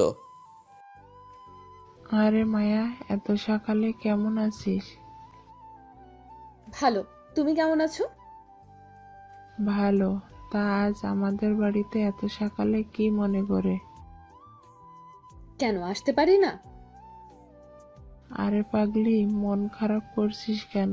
তুই তো আর আমাদের বাসায় আসতে চাস না, তাই বললাম। কেন আসতে পারবি না? এটা তো তোর বাড়ি, যখন খুশি আসবি। এখন থেকে প্রতিদিন আসবো। আয় ঘরে বস। এখনো কেউ ওঠেনি।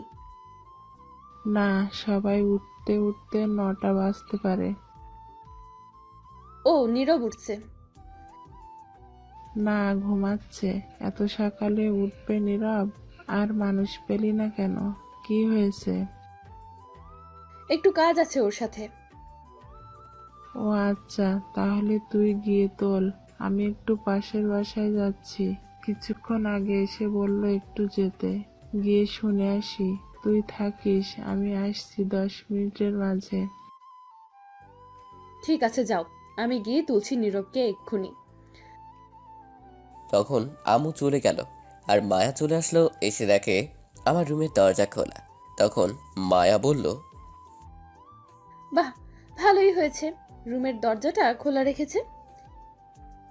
তখন মায়া রুমে গিয়ে দেখে আমি ঘুমিয়ে আছি। তখন মায়া দরজা বন্ধ করে বলল, ইস, কি কিউট লাগছে ঘুমের মধ্যে। মন চাইছে এক্ষুনি গিয়ে বুকে মাথা রেখে শক্ত করে জড়িয়ে ধরে চুপটি করে ঘুমিয়ে পড়তে। এই বলে মায়া আরো কাছে গিয়ে দাঁড়ালো আর এক দৃষ্টিতে তাকিয়ে রইল কিছুক্ষণ। তাকিয়ে হঠাৎ ঠোঁটের দিকে চোখ গেল। তখন মায়া তার ঠোঁটে কামড় দিয়ে বলল, ইস, এত মিষ্টি ঠোঁট, আমার দেখলেই নিজেকে সামলে রাখতে পারি না। কি করি এখন? দুষ্টু মন বলছে খেতে, ঠোঁট তোমায় ডাকছে। কি করি এখন? এই বলে মায়া তাকিয়ে রইল কিছুক্ষণ, যাওয়ার পর বলল, আর পারছি না নিজেকে সামলে রাখতে। যা হওয়ার হবে, আগে ঠোঁট খেয়ে নেই। তখন মায়া আমার গেঞ্জি দিয়ে পা বাঁধলো আর তার ওড়না দিয়ে হাত বাঁধলো, বেঁধে আমার বুকে বসে পড়লো। তখন আমার সাথে সাথেই ঘুম ভেঙে গেল। আর তাকিয়ে দেখি মায়া বসে আছে আমার উপর। আমি কিছু বলার আগেই তার ঠোঁট দিয়ে আমার কথা বলা বন্ধ করে দিল আর ঠোঁট খেতে লাগলো। 1 মিনিট যাওয়ার পর হঠাৎ আম্মু বাহির থেকে বলল, মায়া কই, তুই একটু জলদি আয় তো মা। তখন মায়া বলল, শাশুড়ি আর ডাকার সময় পেল না, একটু রোম্যান্স করছি তাও করতে দিবে না। হ্যাঁ, সমস্যা নেই, পরে একেবারে খেয়ে পুষিয়ে নেব। তখন আবার আম্মু বলল, মায়া একটু জলদি আয়। আসছি, একটু দাঁড়াও। তখন আমি মায়াকে রাগী গলায় বললাম, আবার রুমে আসার তোমাকে সাহস দিল কে? কিছুদিন পর এটা আমার রুম হবে, সাহসের কি হলো? আমি আমার রুমে আসছি। আর তুমি আমায় কিস করলে কেন? এগুলো সব আমার জিনিস, আমি খাবো না তো কে খাবে? তোমাকে না বলছি আমার সামনে আসবে না, যাও আমার সামনে থেকে। মায়া কই রে, তুই আয়। আসছি। তখন মায়া আমার হাতের বাঁধন খুলে তার ওড়না নিয়ে চলে গেল বাহিরে আর গিয়ে মনে মনে বলল, যা রাগ করার কর, যা বকা দেওয়ার দিয়ে নে। আজকের দিন শুধু, আগামীকাল থেকে আর পারবি না। আমি তখনই উঠে গিয়ে হাত মুখ ধুয়ে এসে বকা দিতে দিতে মায়াকে শুয়ে ঘুমিয়ে পড়লাম। এদিকে মায়া আম্মুর কাছে গিয়ে বলল, কি হয়েছে বলো? আর বলিস না, হাতটা একটু কেটে গেছে ওই বাড়িতে গিয়ে, তুই একটু বেঁধে দে তো। ইস, তোমার কি কোনো খেয়াল নেই কতখানি কেটে গেছে হাত? কিভাবে কাটলো? আসো বেঁধে দেই। জানি না কি করে কেটে গেছে হঠাৎ। আচ্ছা, নীরবকে উঠাইছিলি? যে কাজে গিয়েছে সেটা আর হয়নি, বললো হবে না, অন্য কোনো দিন নিয়ে যাবে। ও আচ্ছা, কি কাজ? পরে বলবো তোমাকে, আগে হয়ে যাক। তারপর মায়া বেঁধে দিল হাত দিয়ে, আমার বোনকে উঠিয়ে আম্মুর কাছে দিয়ে বিদায় নিয়ে চলে গেল। সেখান থেকে সোজা অহনার বাসায় চলে গেল। গিয়ে দেখে অহনা তার জন্য অপেক্ষা করছে। তখন অহনা বলল, এত লেট করলি কেন? তোর ফোন কোথায়? বন্ধ কেন? আমার ফোন ভুলে বাসায় রেখে আসছি, আর আসার সময় জানটাকে দেখে আসছি, তাই লেট হলো। তুই আবার ওইখানে গেলি কেন? একটু ঠোঁটে কিস করতে গেছিলাম, গিয়ে কিস করে আসছি। হাই রে পাগলি মাইয়া, বিয়ের পর সারা দিন কিস করিস। এখন চল। চল, কিন্তু অহনা আমার ভয় করতেছে রে, উল্টো পাল্টা যদি কিছু হয়ে যায়। হোক, তাতে কি? আব্বু জানতে পারলে অনেক বড় ঝামেলা হতে পারে। তাহলে তোর কিছু করা লাগবে না। নীলা নীরবকে নিয়ে যা, চল বাসায় চল। না, নীরব শুধু আমার, আর কারো না। তুই চল, যাই হোক তাকে আমার চাই, তার জন্য সব কিছু করতে পারি। ঠিক আছে, চল তাহলে। তারপর অহনা আর মায়া একটা গাড়ি নিয়ে চলে গেল কোথাও। এদিকে আমি আর ঘুমাতে পারলাম না, ঘুম আর আসলো না। তখন ঘুম থেকে উঠে ফ্রেশ হয়ে নিচে গিয়ে বসে আছি, কারণ রান্না এখনো হয়নি, তাই বসে আছি। তখনই আব্বু এসে বলল, কি ব্যাপার, আজ এত সকালে উঠলি বাবা? ঘুমটা ভেঙে গেল আজ সকাল সকাল, তাই উঠে গেলাম। খুব ভালো কাজ করেছিস। প্রতিদিন এমনই সকাল সকাল উঠবি, তাহলে দেখবি মনটাও ভালো থাকবে আর শরীরটাও। ঠিক আছে আব্বু। তখনই আম্মু এসে বলল, আর জ্ঞান দেওয়ার লোক পেলে না? তোমার ছেলে উঠবে এত সকালে ঘুম থেকে, আর মানুষ খুঁজে পেলে না? মায়া এসে ঘুম ভাঙিয়ে গেছে আজ, তাই এত সকালে উঠেছে। বলো কি, মায়াও আসছিল? কখন আসছিল? তোমরা ঘুম থেকে ওঠার আগে আসছিল, চলে গেছে আবার। ও আচ্ছা। তখন আমি বললাম, আম্মু, তুমি এখানে তাহলে রান্না করছে কে? আজ আদিবা রান্না করছে। আমি তো আম্মুর কথা শুনে অবাক হয়ে গেছি। কি, আদিবা রান্না করছে? তখন আব্বু অবাক হয়ে বলল, আদিবা রান্না করেছে আজ? আজ আদিবা রান্না করছে। তুমি যে রান্না করতে পাঠিয়েছো আদিবাকে, ও রান্না করতে গিয়েছে কোনোদিন এই রান্নার বিষয়ে কিছু জানে? তুমি আগে শিখাইছো? আদিবা রান্নাঘরে আসলে তো শেখাবো, কোনো দিন আসতেই নাই যে শেখাবো। তুই তো প্রতিদিন বলিস আম্মুর হাতে রান্না করা ছাড়া খাবো না, তাই তো আদিবা আসে নাই। তাহলে আজ রান্না করতে পাঠালে কেন? আমায় বকা দিয়ে তাড়িয়ে দিছে, ওর কাছেও থাকতে দিল না। বললো ও রান্না করবে, কি করব আমি বল? আজ নিশ্চয়ই পেটে 17 বাজাবে। আমি খাবো না আজ। আমার তো সুগার বেড়ে গেছে, তাই সকালে খেতে পারবো না, আমি অফিস চলে যাব। এগুলো আবার আদিবা দাঁড়িয়ে দাঁড়িয়ে শুনছিল আর রেগে অ্যাটম বোম হয়ে গেছে। কখন যে সে দাঁড়িয়েছিল কে জানে। তখন আদিবা বলল, কে খাবে না আমার রান্না করার খাবার? আমি এত কষ্ট করে রান্না করেছি, কোথায় উৎসাহ দেবে তা না করে আগেই না করে চলে যাচ্ছে। কেউ না খেয়ে গেলে মেরে বালি চাপা দিব। চুপচাপ বসে থাকো, কিছুক্ষণের মাঝেই রান্না শেষ হয়ে যাবে। আমি খাবার নিয়ে আসছি, খেয়ে যাবে। আমার লক্ষ্মী বোন, শোন না। আর একটা কথা বললে লাঠি নিয়ে আসবো কিন্তু, এই বলে দিলাম। ঠিক আছে, তুই রান্না কর, সবাই খাবো। আমার লক্ষ্মী মেয়ে আজ রান্না করছে, সবাই খাবো, তুই নিয়ে আয়।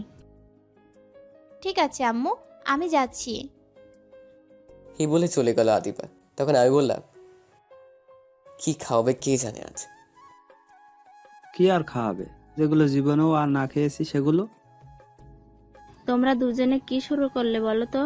মেয়েটা এত কষ্ট করে রান্না করছে আর তোমরা বসে অপমান করছো। আরে না, অপমান করব কেন? আমরা খাবো বলছি তো। এত কষ্ট করে রান্না করেছে, আমরা কি না খেয়ে থাকতে পারি? কি রে বল? আব্বু, এত কষ্ট করে আমার বোন রান্না করছে, খাবো। হয়েছে, থাক, আর পাম দিতে হবে না।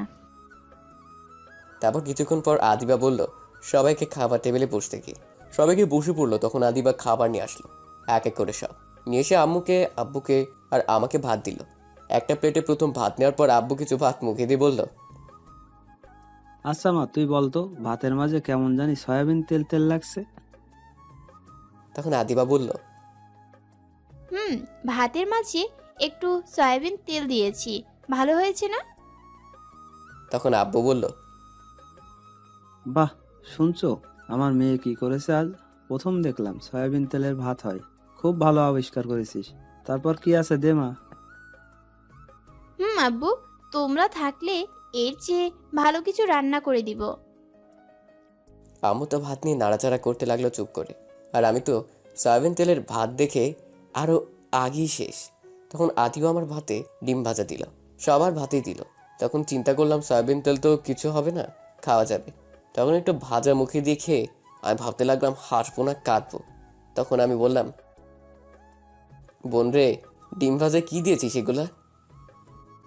বেশি কিছু দেইনি, আদা আর রসুন আর জিরা দিছি। আমি তো আদিবার কথা শুনে অজ্ঞান হয়ে যাওয়ার মতো অবস্থা। তখন নিজেকে সামলে বললাম, আদা রসুন আর জিরা দিয়ে ডিম ভাজা হয়? আগে তো জানতাম না। যাক, হাত বোন জানিয়ে দিল। তখন আব্বুর দিকে তাকিয়ে দেখে এখনই কান্না করে দিবে। তখন আব্বু বলল, আর কি রান্না করলি মা? আর মাছ ভর্তা। সেটা কি আদা রসুন দিয়ে? তবে পেঁয়াজ দিয়েছি সাথে। তখন আমি বললাম, আল্লাহ, কোন দিকে তুমি যদি ধুরি ফালাও আইসা পড়ি। ভাতে সয়াবিন তেল, ডিম ভাজা আদা রসুন, মাছ ভর্তায় আদা রসুন, জলদি দড়ি ফালাও। তখন আদিবা বলল, তোমরা খাচ্ছ না কেন? খাওয়া শুরু করো ভাইয়া, তুমিও এই ফালতু কথা রেখে দাও। এতক্ষণ আম্মু চুপ করে দুই গালে হাত দিয়ে দেখছিল আর শুনছিল। তখন আম্মু বলল, শোন মা, তুই যেগুলো রান্না করেছিস সেগুলো একটাও খাওয়ার যোগ্য না, সবগুলো নষ্ট করেছিস। কিছু রান্না করতে গেলে আগে শিখে নিবি, না জেনে কখনো রান্না করবি না। যেটা না পারিস সেটা করতে যাবি না। তোকে আমি না করার পরও গিয়ে করেছিস। এগুলো খেলে সোজা হাসপাতালে যেতে হবে। আমি বুঝতে পারছি আম্মু, ভুল হয়েছে। আমার রান্না না শিখে যাওয়া আমি মনে করেছি একদম সহজ। সরি। এখন থেকে আমি রান্না করলে দেখবি কি করে রান্না করি, তাহলে শিখে যাবি। আচ্ছা ঠিক আছে আম্মু। তখন আমি বললাম, আজ সকালে খাওয়া হলো না আর। আজ কষ্ট করে হোটেলে খেয়ে নিস বাবা। তখন আব্বু বলল, আর আমি কি করব? তোমার তো সুগার বেড়ে গেছে, তোমার না খেলেও চলবে। ঠিক আছে, কি আর করা, ভাবছিলাম কিছু খাবো কিন্তু আর খাবো না। এখন তুমি অফিসে যাও। আর নীরব, তুই কলেজে যা। আদিবা আজ যাওয়ার দরকার নেই, কাজ আছে বাসায়। ঠিক আছে। তারপর আমি রুমে এসে রেডি হয়ে ব্যাগটা নিয়ে বেরিয়ে পড়লাম। জাহিদকে ফোন করে বলে দিলাম কলেজ চলে আসতে, সেখানে দেখা হবে। তারপর আমি গিয়ে একটা হোটেলে কিছু খেয়ে নিলাম, খেয়ে কলেজ চলে আসলাম। ততক্ষণে জাহিদ কলেজ চলে আসছে। জাহিদ মাঠের এক কোণায় বসেছিল। আমি কাছে যাওয়ার পর জাহিদ বলল, আসছিস দোস্ত তুই? আসছি। দোস্ত, আজ নীলা আসেনি কলেজে? খুব ভালো হয়েছে আজ আসেনি, নজর জালেই মারতো আজ। হয়তোবা। কি করলি? কোথাও গিয়েছিলি নাকি? লেট হলো আসতে? না, কিছু করেনি, হোটেলে খেয়ে আসছি। কেন, বাসায় রান্না করেনি আজ? রান্না করছে কিন্তু বোন করছে। আজ যেই রান্না করছে আমার বাপও খায়নি এই রান্না। কি এমন রান্না করেছে বলতো শুনি? তখন আমি সব খুলে বললাম। জাহিদ শুনে হাসতে হাসতে মাটিতে শুয়ে পড়লো। তখন আমি ঘুষি দিয়ে বললাম, শালা হাসা বন্ধ কর। রান্না না জানলে এমনই হবে। তারপর আরো কিছুক্ষণ আড্ডা দিয়ে চলে গেলাম ক্লাসে। তারপর ক্লাসে গিয়ে সবগুলো ক্লাস এক এক করে শেষ করে বের হলাম কলেজ থেকে। বের হয়ে ফোনটা হাতে নিয়ে সময়ের দিকে তাকালাম। তখন দেখলাম বিকেল 4টা বাজতে চলেছে। তখনই মায়ের আব্বুর ফোন আসলো। তার আমি ফোন রিসিভ করে সালাম দিলাম। ওপর থেকে সালামের উত্তর নিয়ে বলল, বাবা নীরব, মায়া কি তোমাদের বাসায়? আমি যতক্ষণ বাসায় ছিলাম মায়া ছিল না, সকালে আসছিল, চলে গেছে। এখন বাসায় আছে কিনা বলতে পারবো না। কেন, কি হয়েছে আঙ্কেল? মায়া সেই যে সকালে বাসা থেকে গিয়েছে, এখনো বাসায় ফেরেনি। চিন্তা হচ্ছে অনেক। তোমার আব্বুকে ফোন দিলাম অফিসে, তোমার বাসার ফোন বন্ধ। আমি আসছি একটু কাজে অন্য জায়গায় এখন। মায়ের আম্মু ফোন করে বলল। চিন্তা করবেন না আঙ্কেল, মায়া তো তার বান্ধবীর বাসায়, আমি নিয়ে আসছি। ঠিক আছে বাবা, তুমি একটু মায়াকে নিয়ে তাড়াতাড়ি বাসায় যাও। এ বলে মায়ের আব্বু ফোন কেটে দিল। তখন জাহিদ জিজ্ঞেস করলো, কি হয়েছে দোস্ত? মায়া নাকি এখনো বাসায় ফিরেনি সকাল থেকে। কিন্তু সকালে তো মায়া আমাদের বাসায় আসছিল, তারপর চলে গেছে। তাহলে কোথায় গেছে? আমার কি মনে হচ্ছে জানিস? কি মনে হচ্ছে? দেখ, নীলা আজ কলেজে আসেনি, আর ওইদিকে মায়া তার বাসায় ফেরেনি। কেমন জানি সন্দেহ হচ্ছে। আরে নীলা এমনটা কিছু করতে পারবে না, যা ভাবছিস তুই। সেদিন নীলা বলেছে মায়াকে ছাড়বে না, তুই মায়াকে গার্লফ্রেন্ড বলেছিস বলে।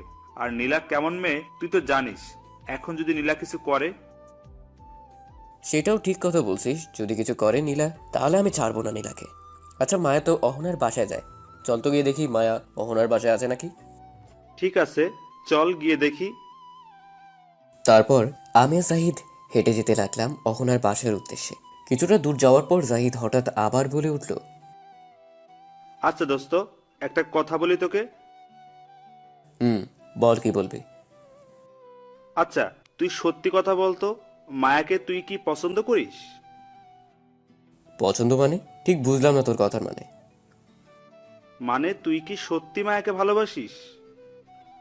কি বলছিস পাগলের মতো উল্টাপাল্টা কথা? মায়া আমার চাচাতো বোন হয়। তো কি হয়েছে চাচাতো বোন বলে? আর আমি নিজে দেখেছি মামাতো বোনকে বিয়ে করতে, এমনকি চাচাতো বোনের সাথেও।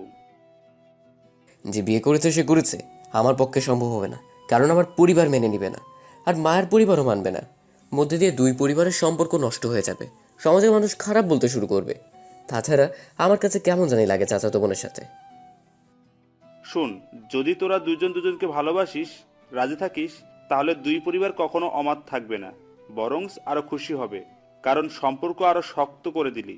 আর সমাজের মানুষ কিছু ভাববে না যদি তোরা রাজি থাকিস। দোস্ত, এই কথা এখন রাখ। এগুলো শুনতে ভালো লাগছে না। এমনি চিন্তার মধ্যে আছি মায়াকে নিয়ে। ঠিক আছে, তবে ভেবে দেখিস, যদি ভালোবাসিস তাহলে মায়াকে বলে দিস। তুই চুপ কর তো এখন, আর চল।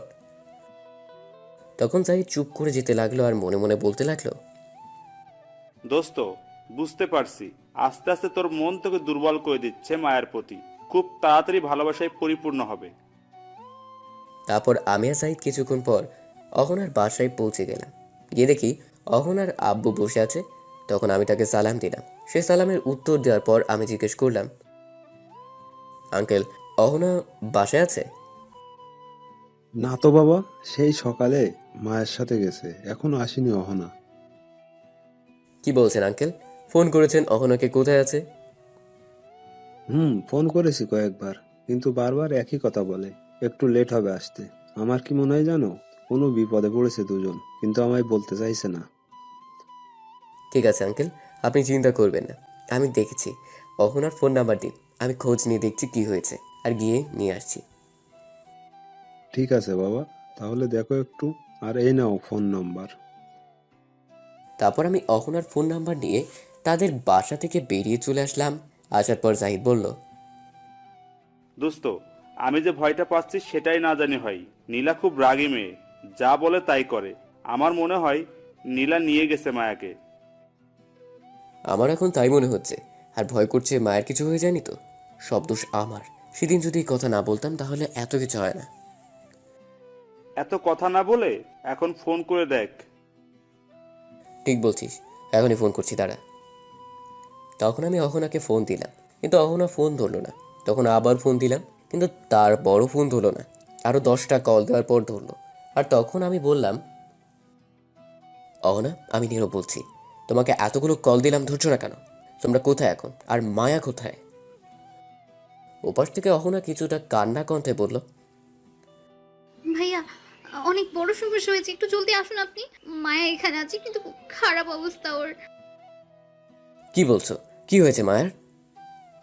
ফোনে বলতে পারবো না, এখানে আসেন। কোথায় আসতে হবে আমায় বলো। ভাঙা ফ্যাক্টরির ভেতরে। আচ্ছা ঠিক আছে, আমি এক্ষুনি আসছি।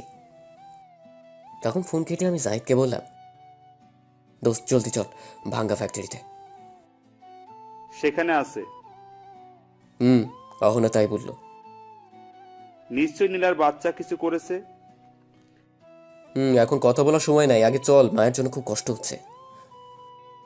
তখন জাহিদ আর কিছু বলল না, কিছুক্ষণ আমার দিকে তাকিয়েছিল। তারপর আমি আর জাহিদ সেখান থেকে একটা সিএনজি নিয়ে যেতে লাগলাম ভাঙ্গা ফ্যাক্টরি। মোটামুটি অনেকটা দূরে, 1 ঘন্টা লাগবে যেতে। আমার মাথা কোনো কাজ করছিল না, শুধু মায়ের কথাই ভাবছিলাম। 1 ঘন্টা পর পৌঁছে গেলাম সেখানে। তারপর সিএনজি ভাড়া দিয়ে দৌড়ে ফ্যাক্টরির কাছে গেলাম। গিয়ে আমি তো অবাক, কারণ ফ্যাক্টরির বাহিরে অনেকগুলো লোক দাঁড়িয়ে আছে। তখন জাহিদ বলল, কিরে, এখানে দুর্জয় ভাইয়ের লোক কি করে? সেটা তো আমিও বুঝতে পারছি না। আপনারা তো বুঝতে পারছেন না দুর্জয়কে। দুর্জয় হচ্ছে এই এলাকার নাম করা সন্ত্রাস। তখন জাহিদ বলল, নীলা কি এর জন্য সাহায্য নিয়েছে তাহলে? মনে হয় তাই করছে। যাই হোক, মায়ের কিছু হলে আমি ছাড়বো না। তখনই ফোনটা বেজে ওঠে, তাকে দেখি অহনা ফোন করছে। তখন আমি রিসিভ করে বললাম, অহনা, ফ্যাক্টরির বাইরে এত লোক কেন? আমরা যাব কি করে ভিতরে? ভাইয়া, তারা কিছু বলবে না, আপনি ভেতরে আসেন। কি বলছো? এমনি যেতে দিবে? সত্যি কথা তো? আরে কিছু বলবে না, জলদি আসেন, মায়ের অবস্থা খুব খারাপ। তখন আমি আর জাহিদ তাদের সামনে গেলাম, কিন্তু কেউ কিছু বললো না, উল্টো বললো ভিতরে যেতে। তখন আমি আর জাহিদ ভিতরে গিয়ে দেখি মায়া বাঁধা অবস্থায় পড়ে আছে, মুখে রক্ত, আর অহনা পাশে বসে আছে, তার গাল কেটে গেছে। তখন দেখলাম নীলা পাশে একটা হকি স্টিক নিয়ে দাঁড়িয়ে আছে, আর দুর্জয় ভাই সাথে আছে। তখন আমি বললাম, কে মারছে এই দুইজনকে? তখন দেখলাম নীলা দাঁড়িয়ে দাঁড়িয়ে হাসছে। এটা দেখে মাথায় রক্ত উঠে গেল। আর কিছু না ভেবে তখন নীলার কাছে গিয়ে ঠাস করে 2টি চড় দিয়ে বললাম, তোকে কতবার বলছি আমি তোকে ভালোবাসি না, আমার পিছনে লাগবি না, তবু কথা শুনছিস না কেন? আচ্ছা, কথা শুনছিস না ভালো কথা, তুই এদেরকে তুলে আনলি কেন? এদের গায়ে হাত দিলি কেন? কোন সাহসে বল? এই বলে আরো 2টি চড় দিলাম নীলাকে। তখন নীলা বলল, কেন বুঝতে চাইছো না? তোমাকে আমি অনেক ভালোবাসি। তুমি যত খুশি মারো, কিচ্ছু বলবো না, কিন্তু আমি তোমাকে আর কারো হতে দিব না। তোকে আমি কখনো বলেছি ভালোবাসি? তোকে কখনো ভালোবাসবো না আমি তোকে। প্লিজ, তুমি আমায় ফিরিয়ে দিও না। অনেক ভালোবাসি তোমাকে। তুমি যা বলবে আমি তা করব। তখন মায়াকে দেখলাম প্রচুর কাশতে লাগলো। তখন নীলাকে ছেড়ে দৌড়ে আমি মায়ের কাছে গেলাম। তখন দুর্জয় ভাই অহনাকে বলল, এটা কি সেই ছেলে? তখন দুর্জয় ভাই আমায় বলল, বাহ, তোর কি সাহস! তুই আমার সামনে আমার ভাগ্নিকে মারছিস? আমি তো দুর্জয় ভাইয়ের কথা শুনে অবাক। নীলা তার ভাগ্নি? তখন দুর্জয় ভাই আমায় বলল, শোনো নীরব, আমি কাউকে আজ মারতে আসিনি। তুই তো জানিস আমার মানুষ মারতে হাত কাঁপে না। আমার একটা মাত্র ভাগ্নি, সে তোরে নিজের চাইতেও ভালোবাসে। আমি তার ভালোবাসার মানুষকে তার কাছে ফিরিয়ে দিতে সব কিছু করতে পারি। কিন্তু শুনলাম তুই নাকি তাকে ভালোবাসিস না, মায়াকে ভালোবাসিস, আর মায়া নাকি তোকে ভালোবাসে। তাই মায়াকে নীলা নিয়ে আসছে কিডন্যাপ করে। আমি চেয়েছিলাম মায়াকে মেরে ফেলতে, যাতে তোকে নীলা পেয়ে যায়, কিন্তু পরে চিন্তা করলাম তোকে ডেকে নিয়ে আসি, কিছু কথা জিজ্ঞেস করি। তখন আমি দুর্জয় ভাইকে বললাম, বলুন ভাই। নীরব শোন, তোকে যেটা বলছি সেটার ভালো করে উত্তর দিবি, নয়তো এখানে তোদের সব কয়টাকে কেটে রেখে যাব। বলুন ভাই। তুই এই দুইজনের মধ্যে কাকে ভালোবাসিস, সত্যি করে বল। তখন আমি কোনো উত্তর দিলাম না, চুপ করে রইলাম। তখন দুর্জয় ভাই আবার বলল, চুপ করে থাকবি না, জলদি বল। তুই যদি নীলাকে ভালোবাসিস, বিয়ে করিস, তাহলে তোর যা প্রয়োজন, বাড়ি গাড়ি, টাকা দরকার হলে আমার সম্পত্তি, কিছু তোরে লিখে দিব। বল, তুই সত্যি কাকে ভালোবাসিস? আমি তখনও চুপ করে রইলাম। কি উত্তর দেব আমি এটাই খুঁজে পাচ্ছি না। তখন দুর্জয় ভাই ধমক দিয়ে বলল, চুপ করে আছিস কেন, বল জলদি, নয়তো তোদের এখানে সব কয়টাকে মেরে ফেলবো। তখন আমি বললাম, ভাই আমায় একটু 2 মিনিট সময় দিন, এটা আমার জীবনের ব্যাপার। ঠিক আছে, 2 মিনিট সময় দিলাম। তখন আমি জাহিদের দিকে তাকালাম। জাহিদ চুপ করে আছে, ইশারায় মায়াকে দেখালো। তখন আমি মনে মনে ভাবতে লাগলাম, এই নীলাকে ভালোবাসতে যাব না, আপাতত মায়ের কথা বলে এখান থেকে বের হই, তারপর দেখা যাবে। তখনই দুর্জয় ভাই বলল, কিরে, ভাবনা শেষ হলো? ভাই, আমি মায়াকে ভালোবাসি। তখন দেখলাম অহনা খুব খুশি হলো, নীলা কান্না করে দিল। তখন দুর্জয় ভাই বলল, সত্যি কথা বলছিস তো? আরে মিথ্যা বলবো কেন? আমি চাইলে মায়াকে মেরে ফেলতে পারতাম, কিন্তু তা করিনি। কারণ কি জানিস? হয়তো মায়াকে মেরে ফেললে জোর করে নীলার সাথে তোর বিয়ে দিতে পারতাম, কিন্তু কেউ সুখী হতে পারতো না। কিন্তু তোর প্রতি আমার একটু বিশ্বাস হচ্ছে না, তুই মায়াকে ভালোবাসিস। আমি সত্যি বলছি ভাই। আচ্ছা কি করলে বিশ্বাস হবে বলেন? 1 মাস ধরে মায়ের সবসময় পাশে দেখতে চাই। আমি তোদের ফলো করতে লোক পাঠাবো। একজন ছেলে গার্লফ্রেন্ডকে নিয়ে যেমন ঘোরাঘুরি করে, এনজয় করে, কেয়ার করে, ঠিক তেমনই দেখতে চাই তোদের। 1 মাসে যদি বিশ্বাস করাতে পারিস, তাহলে নীলা আর আমি কোনো দিন সামনে যাব না তোদের। পরে তোরা যা খুশি করিস, দেখবো না আমি, কিছুও বলবো না। শুধু এই 1 মাস আমায় বিশ্বাস করাতে হবে। আমি হাসবো না কাঁদবো কথা শুনে বুঝতে পারছি না। এখন যদি বলি এদের কাউকে ভালোবাসি না, তাহলে দুর্জয় ভাই আমায় মেরে বালি চাপা দিবে। নিজের জালে নিজেই আটকে গেলাম। তখন দুর্জয় ভাই বলল, কিরে বল, পারবি বিশ্বাস করাতে? কি বলবো আমি খুঁজে পাচ্ছি না, তাই চুপ করে রইলাম। তখন দুর্জয় ভাই আবার বলল, দেখলি, আমি যেটা ভাবছি সেটাই হলো, তুই ভালোবাসিস না, তুই পারবি না এই 1 মাস। তখন আমি মনে মনে ভাবতে লাগলাম, 1 মাস সমস্যা নেই, দেখতে দেখতে চলে যাবে। হ্যাঁ বলে দিই। তখন আমি দুর্জয় ভাইকে বললাম, না ভাইয়া আমি পারবো, ঠিক আছে, 1 মাস বললেন তো, পারবো। ঠিক আছে, তাহলে আগামীকাল থেকে শুরু। আগামীকাল 21 তারিখ, আগামীকাল থেকে তোর কাজ শুরু। আমি ফলো করার জন্য লোক পাঠাবো, দূর থেকে তোদের দেখবে। ঠিক আছে ভাই, এখন তাহলে আমরা যাই। ঠিক আছে, যা। দাঁড়া, আমার গাড়ি দিয়ে যা, হাসপাতালে প্রথম যা, মায়াকে ট্রিটমেন্ট করে তারপর বাসায় যা। তারপর দুর্জয় ভাই তার গাড়িতে উঠিয়ে দিল, মায়াকে আমার সাথে দিল। আমার কোলে শুইয়ে দিল আর জাহিদ সামনে বসলো, অহনা পিছনে বসলো। তারপর সেখান থেকে গাড়ি হাসপাতালের উদ্দেশ্যে যেতে লাগলো। কিছুটা দূরে যাওয়ার পর জাহিদ বলল, দোস্ত কিছু বলিস না কেন? "আহ, আহ।" কাঁদিস কেন দোস্ত? সব উল্টাপাল্টা হয়ে গেছে। এখন এর সাথে 1 মাস ঘুরতে হবে, রোমান্স করতে হবে, সব কিছু করতে হবে। কান্না বন্ধ কর, হাসপাতাল আসছি। তারপর জাহিদ আর অহনা গাড়ি থেকে নেমে গেল। তখন আমি বললাম, কিরে তোরা চলে যাচ্ছিস কেন আমায় একা রেখে? মায়াকে ধর, অহনা ধরো। তখন জাহিদ আমায় বলল, দুর্জয় ভাই কি বললো শুনিসনি? কি বলছে দুর্জয় ভাই? এখন থেকে মায়ের প্রতি খেয়াল রাখতে হবে, তোর কেয়ার করতে হবে, সব দায়িত্ব তোর। সে সব ফলো করবে, দেখবে 1 মাস। শুধু শুধু আমি তোর মার খেতে পারবো না, তোর দায়িত্ব তুই পালন কর। তখন অহনা বলল, নীরব ভাইয়া, আপনি কোলে করে নিয়ে আসেন, আমরা পারবো না। তখন আমি বললাম, আরে সেটা তো আগামীকাল থেকে বলছে, আজ থেকে না। সেটা আমরা জানি না, কিন্তু আমরা আজ থেকে আর নেই। কি বললি তুই? ঠিকই বলছে, আমরা নেই এখন থেকে 1 মাস পর্যন্ত। এখন মায়াকে কোলে করে নিয়ে আসেন ভেতরে, আমরা ভেতরে যাচ্ছি। আর হ্যাঁ, মায়াকে হাঁটিয়ে নিয়ে আসার চেষ্টা ভুলেও করবেন না, পায়ে ব্যথা পেয়েছে কিন্তু। হারামি, তোদের আমি পরে দেখে নেব, 1 মাস হোক তারপর বুঝাবো তোদের। পরে দেখা যাবে, এখন নিয়ে আই। এই বলে চলে গেল অহনা আর জাহিদ।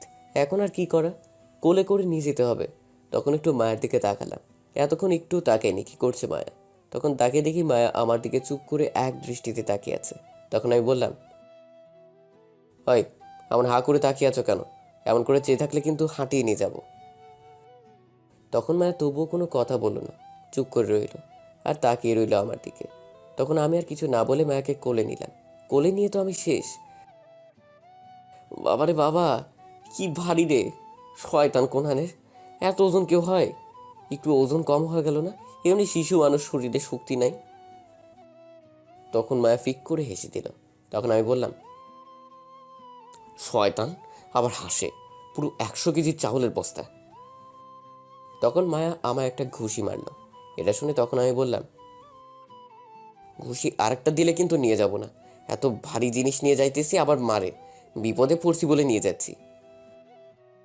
তখন মায়া আর কিছু বলল না, পিটপিট করে হাসতে লাগলো। আর আমি তখন হাসপাতালের ভিতরে গেলাম। আসার সময় অনেকেই তাকিয়ে দেখছিল আমাদের।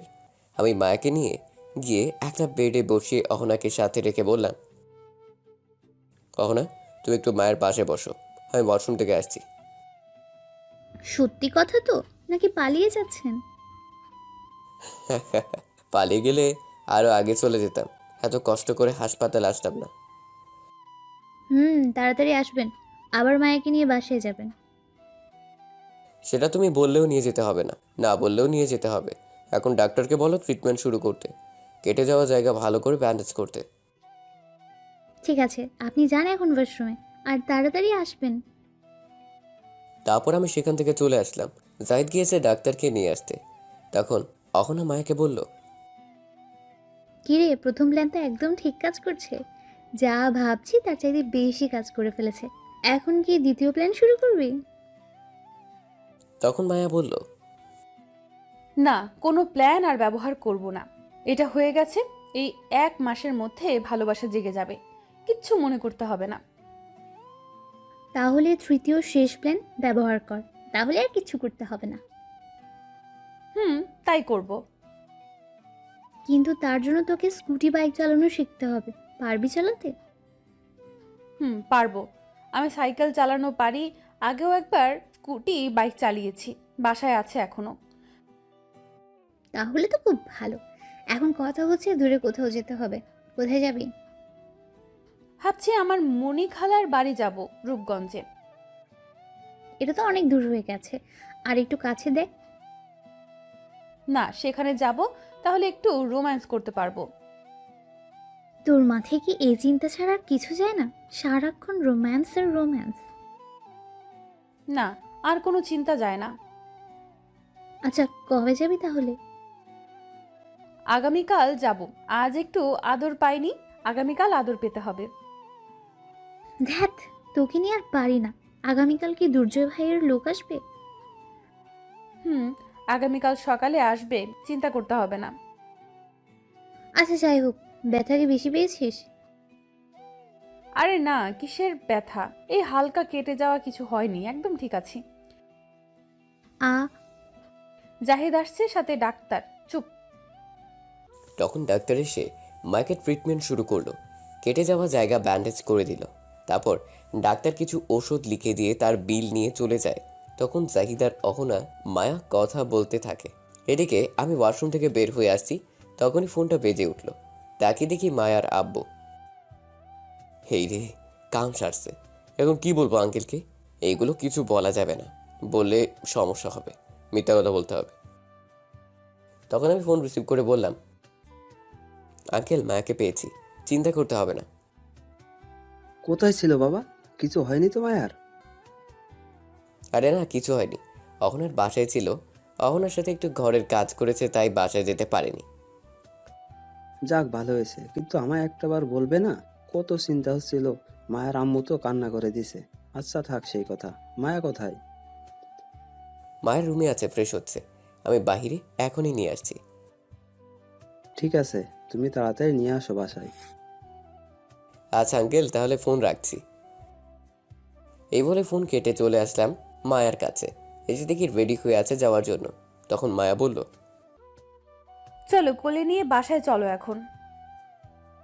বাবা, তুমি যে ওজন নিয়ে আসতে আমার জান কয়লা কয়লা হয়ে গেছে। বিয়ের পর তো একে নিয়ে সারা জীবন থাকবে। বিয়ে করবো একে? দরকার নেই রে বাবা। আমার মতো এই শিশুর উপর ঝাঁপ দিলে আমায় খুঁজে তো পাওয়াই যাবে না, সাথে আমার খাটকেও খুঁজে পাওয়া যাবে না। তখন সবাই ফিক করে হেসে দিল। মায়া একটু রেগে গেছে এটা শুনে। তখন মায়া বলল, আমায় জলদি নিয়ে চলো এখন বাসায়। তখন আমি আর কি করব, জাহিদকে বললাম, জাহিদ একটা গাড়ি ঠিক কর, জলদি বাইরে গিয়ে আমি মায়াকে নিয়ে আসছি। অহনা তুমি যাও। তারপর জাহিদ আর অহনা চলে গেল। তখন আমি মায়াকে কোলে নিয়ে যাচ্ছি। তখন মায়া বলল, খুব কষ্ট হচ্ছে তাই না তোমার?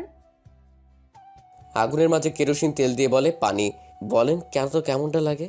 তখন মায়া আবার বলল, চিন্তা করো না, সব কষ্ট দূর করে দেব রাতে, আমার কাছে থেকো শুধু।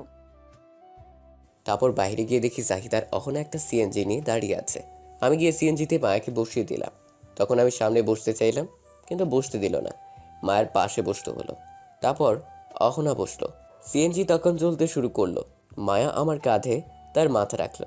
কিছুক্ষণ পর আমার গালে একটা কিস করলো।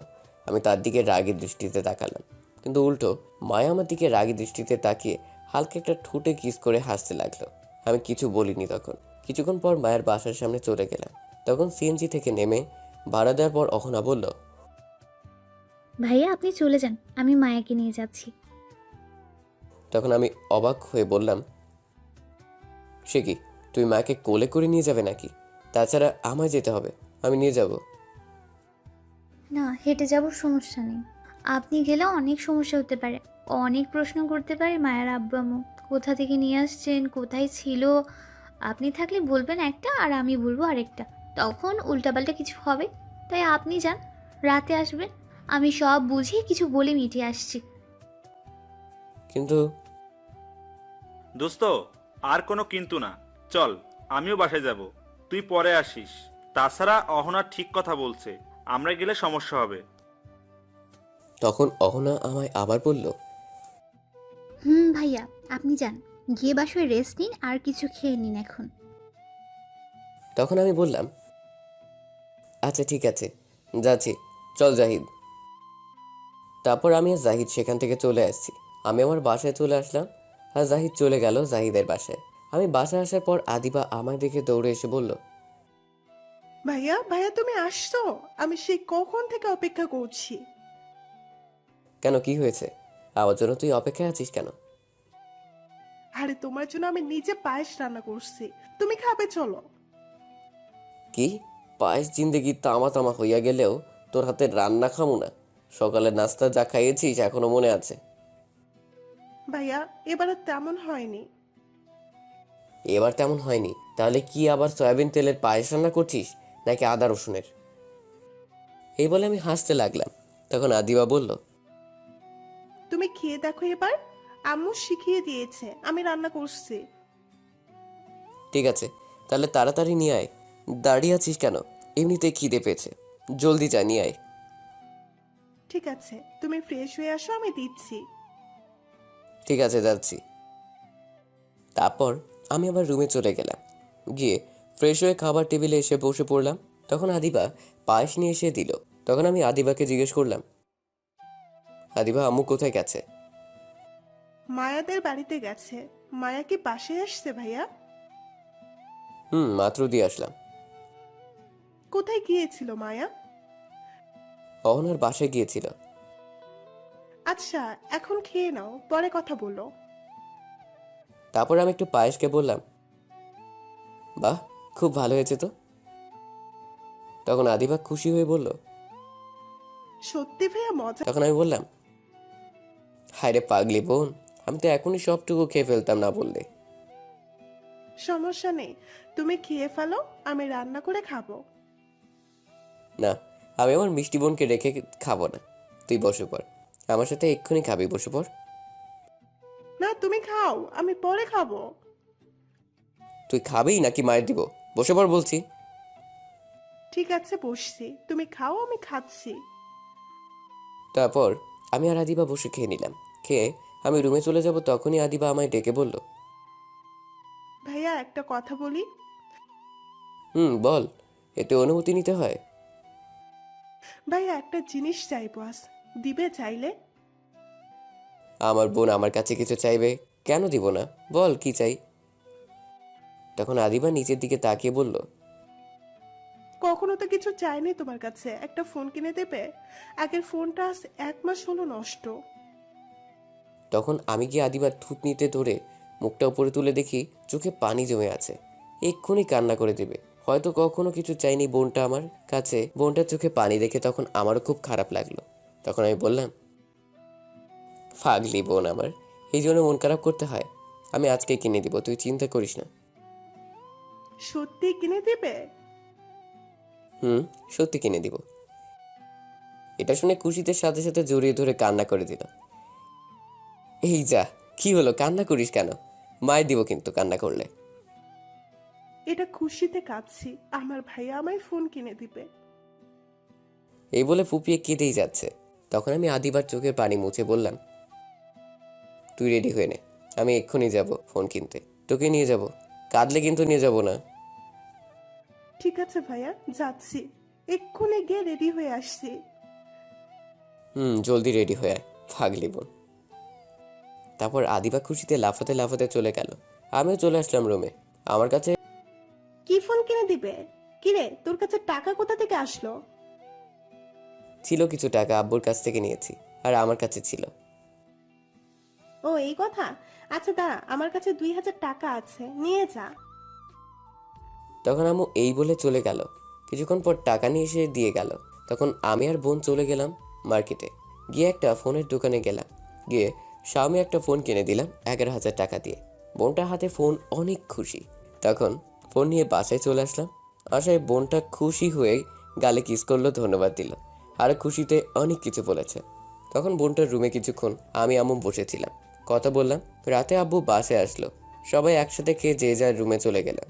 আমি গিয়ে শুয়ে পড়লাম। সকালে ঘুমিয়েছি, হঠাৎ নিজের উপর মনে হলো কেউ শুয়ে আছে। ঘুমের মধ্যে আর তাকালাম না। কিছুক্ষণ পর নিঃশ্বাস নিতে পারছি না, ঠোঁটগুলো কেউ বন্ধ করে দিয়েছে। তখনই বাধ্য হয়ে চোখ খুলে দেখি সামনে দুটি চোখ দেখা যায়, আর কিছু না। তখন ধাক্কা দিয়ে ফেলে দিলাম, দেখি মায়া।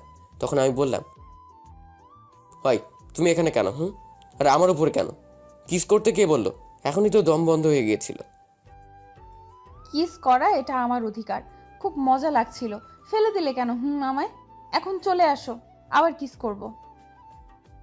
ধ্যাৎ, যাও তো আমার রুম থেকে, নয়তো চিৎকার দিয়ে সবাইকে নিয়ে আসবো।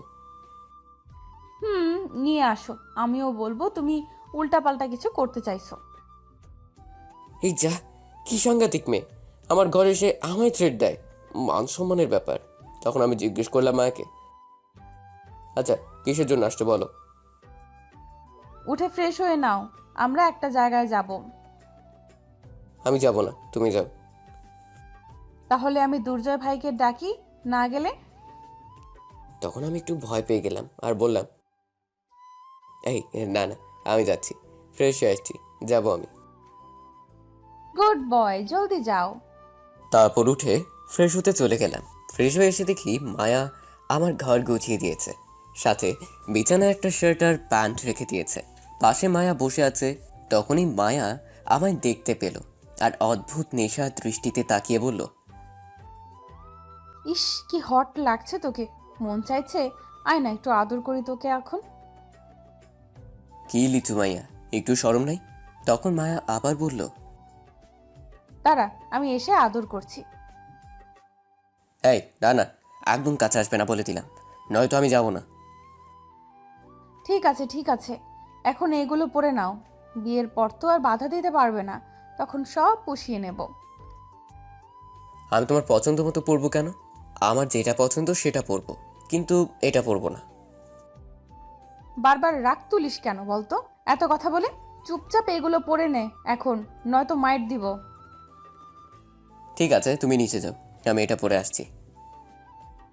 সত্যি তো এটা পরে আসবি? সত্যি বলছি, যাও। ঠিক আছে, আয় তাহলে আমি যাচ্ছি। এই বলে মায়া চলে গেল। তখন আমি রেডি হতে লাগলাম।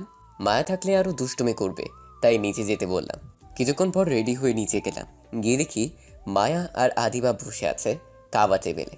তখন আমিও গিয়ে বসলাম। তখন আম্মু এসে সবাইকে খাবার দিল। খাবার খেয়ে উঠা মাত্রই আম্মু বলল, নীরব, মায়ের সাথে একটু যা তো। কোথায় যাই? যাচ্ছি, আর বলা লাগবে না। সাবধানে যাস। তারপর মায়ের সাথে আমি বাসার বাহিরে চলে আসলাম। তখন এসে মায়াকে বললাম, কোথায় যাবে তুমি এখন? রূপগঞ্জে যাব, আমার খালামুনির বাসায়। কি, এত দূরে? বাবা, আমি যাব না, তুমি যাও একা। একটু সামনে তাকিয়ে দেখ তো কে। কে? কোথায়? সামনের রাস্তায়, ভালো করে। তখন আমি তাকিয়ে দেখি দুর্জয় ভাই বসে আছে গাড়িতে।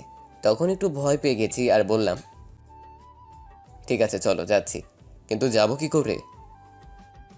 কেন, আমার স্কুটি বাইক দিয়ে যাব, এই তো সামনে। এই বাইক দিয়ে গেলে 3 দিন লাগবে, তাছাড়া আমি বাইক চালাবো না। তোমাকে কে বলেছে চালাতে? আমি চালাবো, তুমি পিছনে বসবে। কি, তুমি চালাবে? প্লিজ ছেড়ে দাও, আমাকে এখনো বিয়ে করিনি, এত আগে মরার ইচ্ছে নাই আমার। আমার ছায়ারা দাও। চুপ করে উঠে পড়ো, আমি তোমার চেয়ে ভালো চালাতে পারি। জানি, কতটুকু ভালো চালাতে পারো বলতে হবে না। আজারা কথা না বলে উঠে পড়ো। কি আর করা, দুর্জয় ভাইয়ের সামনে না চাইতেও বসে যেতে হবে, পিছনে কিছু বলতে পারবো না। তখন মায়া উঠে বসে পড়লো আর আমি উঠে বসে পড়লাম। পিছনে তখন মায়া আর টমটম স্কুটি বাইক চালু দিয়ে যেতে লাগলো। কিছুটা দূরে যাওয়ার পর বলল, কি হলো, ভালো করে জড়িয়ে ধরে বসো, এমন করে বসে থাকলে পড়ে যাবে। তুমি যে জোরে গাড়ি চালাচ্ছ, এর চেয়ে দ্রুত হেঁটে যাওয়া যাবে, আর ধরে বসে থাকা লাগবে না। তুমি ধরে বসছো না দেখে আমি আস্তে চালিয়ে যাচ্ছি, তুমি আমায় জড়িয়ে ধরে বসো, আমি জোরে চালাচ্ছি। মাথা খারাপ? আমার এই রাস্তায় তোমাকে জড়িয়ে ধরে বসে থাকবো? কখনো না, কত মানুষ রাস্তায় আছে সবাই দেখবে। আরে আমার গাড়িতে সমস্যা কোথায়? মানুষ দেখলে দেখুক, বেশি কথা না বলে জড়িয়ে ধরে বসো, নয়তো গাড়ি থামিয়ে দুর্জয় ভাইকে বলবো। বারবার খালি ভয় দেখায় দুর্জয় ভাইয়ের। আচ্ছা, জড়িয়ে ধরে বসছি। কথা না শুনলে কি করব তাহলে? তখন আমি মায়ের কোমরে 2 হাত দিয়ে পেঁচিয়ে শক্ত করে ধরে বসে পড়লাম। তখন মায়া হালকা কেঁপে উঠল। তখন আমি বললাম, সমস্যা হচ্ছে, ছেড়ে দিব? না রে, ছাড়িস না, আরো শক্ত করে জড়িয়ে ধরে বসে থাক। ঠিক আছে, এখন দ্রুত গতিতে যাও, এত আস্তে গেলে হবে না। তখন মায়া দ্রুত গতিতে বাইক চালিয়ে যেতে লাগলো। তখন আমি একটু পিছনে তাকিয়ে দেখি দুর্জয় ভাইয়ের গাড়ি একটু দূরে আছে। 2 ঘন্টা পর একটা রাস্তায় ঢুকলো গাড়ি নিয়ে। রাস্তার 2 পাশেই ধান ক্ষেত, হালকা পানি আছে। অনেকটা জায়গা এমন দেখতে খুব ভালো লাগছিল। তখন একটু ভয় হলাম মায়ের সাথে দুষ্টুমি করি, এই রাস্তায় কেউ নেই, যেই বলা সেই কাজ। মায়াকে শক্ত করে জড়িয়ে ধরে আরও কাছে চলে গেলাম, একদম মিশে গেলাম মায়ের সাথে। তখন মায়ের কাঁধে হালকাভাবে একটা কিস করলাম, মায়ের সাথে সাথে কেঁপে উঠলো। তখন আমি কিস করতে লাগলাম, আর আস্তে আস্তে কিস করতে করতে উপরে উঠতে লাগলাম। মায়া আদর পেয়ে গাড়ি চালানো ছেড়ে দিল, আর তার ফলে গাড়ি গিয়ে আমাদের সাথে নিয়ে পড়লো পানিতে। পানি ছিল অল্প ধান লাগানো, তাই বড় দুর্ঘটনা থেকে বেঁচে গেছি। তখন দুর্জয় ভাইয়ের লোক দৌড়ে এসে উঠালো আমাদের। তারা সবাই আমাদের দেখে হাসছিল। তখন একটা লোক বলে উঠলো, এত জায়গা রেখে শেষ পর্যন্ত ধানের জমিতে নিয়ে গাড়ি ফেললে কেন? তখন আমার রাগ উঠে গেল মায়ের প্রতি। আর তখন মাকে বললাম, এটা কি করলে তুমি? গাড়ি চালাতে পারো, চালাতে বসছো কেন? সব কাপড় নষ্ট করে দিলে, ফালতু মেয়ে। ইস, আমার দোষ দিচ্ছে। সব দোষ তোমার। তোমাকে কে বলেছে এমন করে কিস করতে? আমি বলছি তোমায় কিস করতে, এমন আদর করতে? তখন কি নিজেকে সামলাতে পারা যায়? আমি আর গাড়ি দুজনেই কন্ট্রোল হারিয়ে ফেলেছি। সব দোষ তোমার। আমি আর কি বলবো, দোষ তো আমারই। তে চুপ করে রইলাম। ধ্যাত, সব শেষ, কাদা লেগে গেছে সারা শরীরে, হাজারা ভাইবার। তখন দুর্জয় ভাই এসে বলল, সামনে একটা ঘর দেখা যাচ্ছে, সেখানে নিশ্চয়ই পানি আছে। যাও, কাদাগুলো পরিষ্কার করে আসো পানি দিয়ে, তারপর আমাদের গাড়ি করে যেও। স্কুটি বাইক পানিতে পড়ার কারণে আর স্টার্ট নাও নিতে পারে, একটু দেখে চালাতে পারো না বাইক? তারপর আমি আর মায়ের সামনে বাড়িতে যাওয়ার আগে একটা ছোট পুকুর দেখতে পেলাম, পানি ভালো। তখন সেখান থেকে পরিষ্কার করে চলে আসছি। মায়া তখন বলল, আজ সূর্য কোন দিকে উঠেছে? আজ কি মনে করে আদর করলে বলো তো? হঠাৎ করে কি হলো? আমি কোনো উত্তর না দিয়ে দুর্জয় ভাইয়ের গাড়িতে বসে পড়লাম, সাথে মায়া। তারপর চলে গেলাম মায়ের মণিখালার বাসায়। দুর্জয় ভাই আমাদের দিয়ে চলে গেল। মায়া অনেক রিকোয়েস্ট করছে আসার জন্য, কিন্তু সে কাজ দেখিয়ে চলে গেল আর বলে গেল মায়ের স্কুটি বাইক ঠিক করে দিয়ে যাবে তার লোক। ভিতরে যাওয়ার পর মায়া তার খালাকে বলল, কেমন আছো তুমি খালা? এই তো ভালো। তা এতদিন পর আমার কথা মনে পড়লো তোর? ভুলেই গিয়েছিস আমায়? কি যে বলো খালা, তোমাকে ভুলে যাব আমি? কখনো না। তোর আব্বু আম্মু কেমন আছে? এই তো ভালো আছে। এই ছেলেটাকে তুই যে বলেছিস ফোনে এইসব? হুম। তখন আমার কাছে আসলো। আমি সালাম দিয়ে বললাম, হ্যাঁ, কেমন আছেন? ভালো আছি, তুমি কেমন আছো? ভালো আছি। মাশাল্লাহ, মায়া তোর পছন্দ আছে বলতে হবে। যাও, লজ্জা দিও না তো। বাবা কি লজ্জা! থাক, হয়েছে, আর লজ্জা পেতে হবে না। সব রেডি করে রাখছো তো? বাকি লোক কোথায়? আগামীকাল সকালে আসবে, তুমি চিন্তা করো না, রেডি করে রাখো। ঠিক আছে। আর তোদের কাপড় ভেজা কেন? আসার সময় পানিতে পড়ে গেছি গাড়ি নিয়ে। বলিস কি, ব্যথা পাসনি তো? না, ব্যথা পাইনি। গাড়ির ড্রাইভার কে ছিল? আমি ছিলাম। এই জন্য এমন হয়েছে, ফালতু ড্রাইভার। বাদ দাও তো এগুলো। তুই আমার ঘরে গিয়ে দেখ, একটা শাড়ি আছে, সেটা তুই পরে নিস। আর দেখিস লুঙ্গি আছে, সেটা নীরবকে দিস। যা, গিয়ে তাড়াতাড়ি কাপড় পাল্টিয়ে আয় দুজন, আর ফ্রেশ হয়ে আয়, খাবার দিচ্ছি। বাবা নীরব, তুমি মায়ের সাথে যাও। আমি কিছুই বুঝতে পারছি না তাদের কথা। তখন মায়ের সাথে একটা ঘরে চলে আসলাম আর এসে বললাম, কে আসবে বললে? আমি কিছুই বুঝতে পারছি না, কি বললে? কিছু না, দুর্জয় ভাইয়ের কথা বলছে। না, কেমন জানি, তবুও সন্দেহ লাগছে। হ্যাঁ, তোমার তো অজয়ের সন্দেহ লাগবেই, তুমি মানুষই এমন। এই বলে তখন মায়া গিয়ে একটা শাড়ি নিল আর আমাকে লুঙ্গিতে বলল, যাও, গিয়ে ওটা ওই ঘরে পরে আসো। তখন আমি নিয়ে চলে গেলাম, গিয়ে লুঙ্গি পরে ফ্রেশ হয়ে বসে রইলাম। কিছুক্ষণ পর মায়া আসলো শাড়ি পরে আমার সামনে। মায়ের দিকে তাকিয়ে আমি অবাক হয়ে গেছি, অনেক সুন্দর লাগছিল শাড়িতে। আমি এক দৃষ্টিতে তাকিয়ে রইলাম। তখন মায়া তা বুঝতে পেরে বলল, এমন করে না তাকিয়ে চলো, খিদে পেয়েছে, পরে দেখতে পারবে, চাইলে আদর করতে পারবে। মায়ের কথায় আমার ধ্যান ভাঙলো। তখন আমি আর কিছু না বলে চলে গেলাম, গিয়ে খাবার টেবিলে বসে পড়লাম। তখন মায়ের খালা আমাদের খাবার দিল।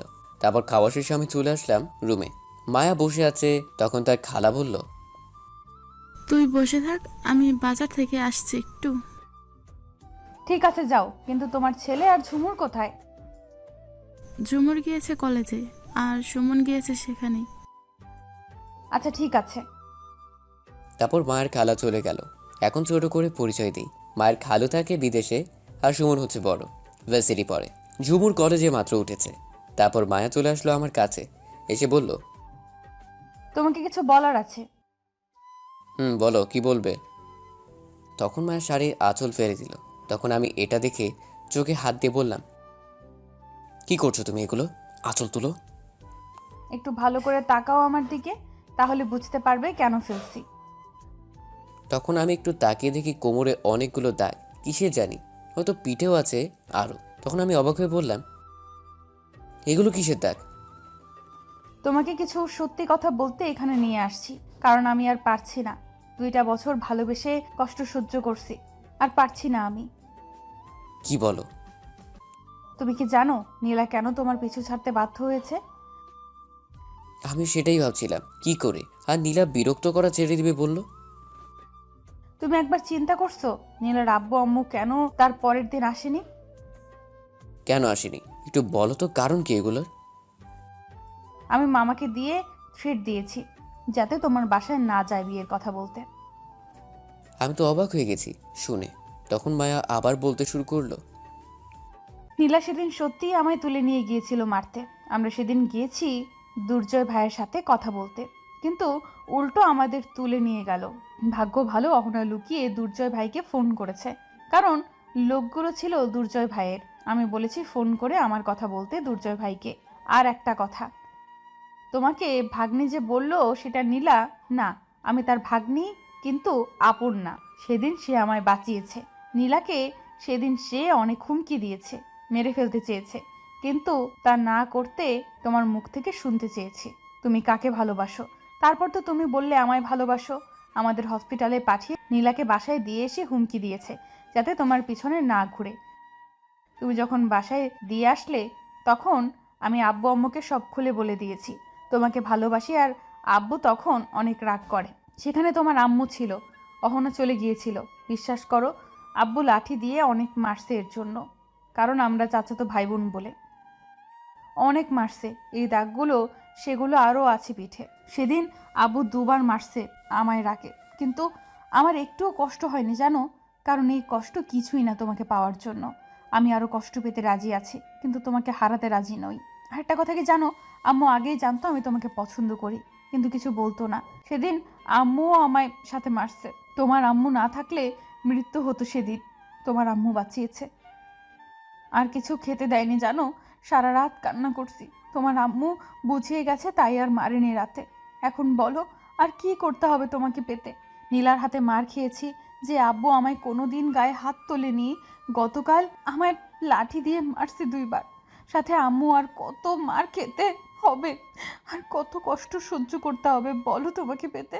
আর পারছি না আমি, প্লিজ আর কষ্ট দিও না। এখন মেরে ফেলতে পারো কষ্ট না দিয়ে।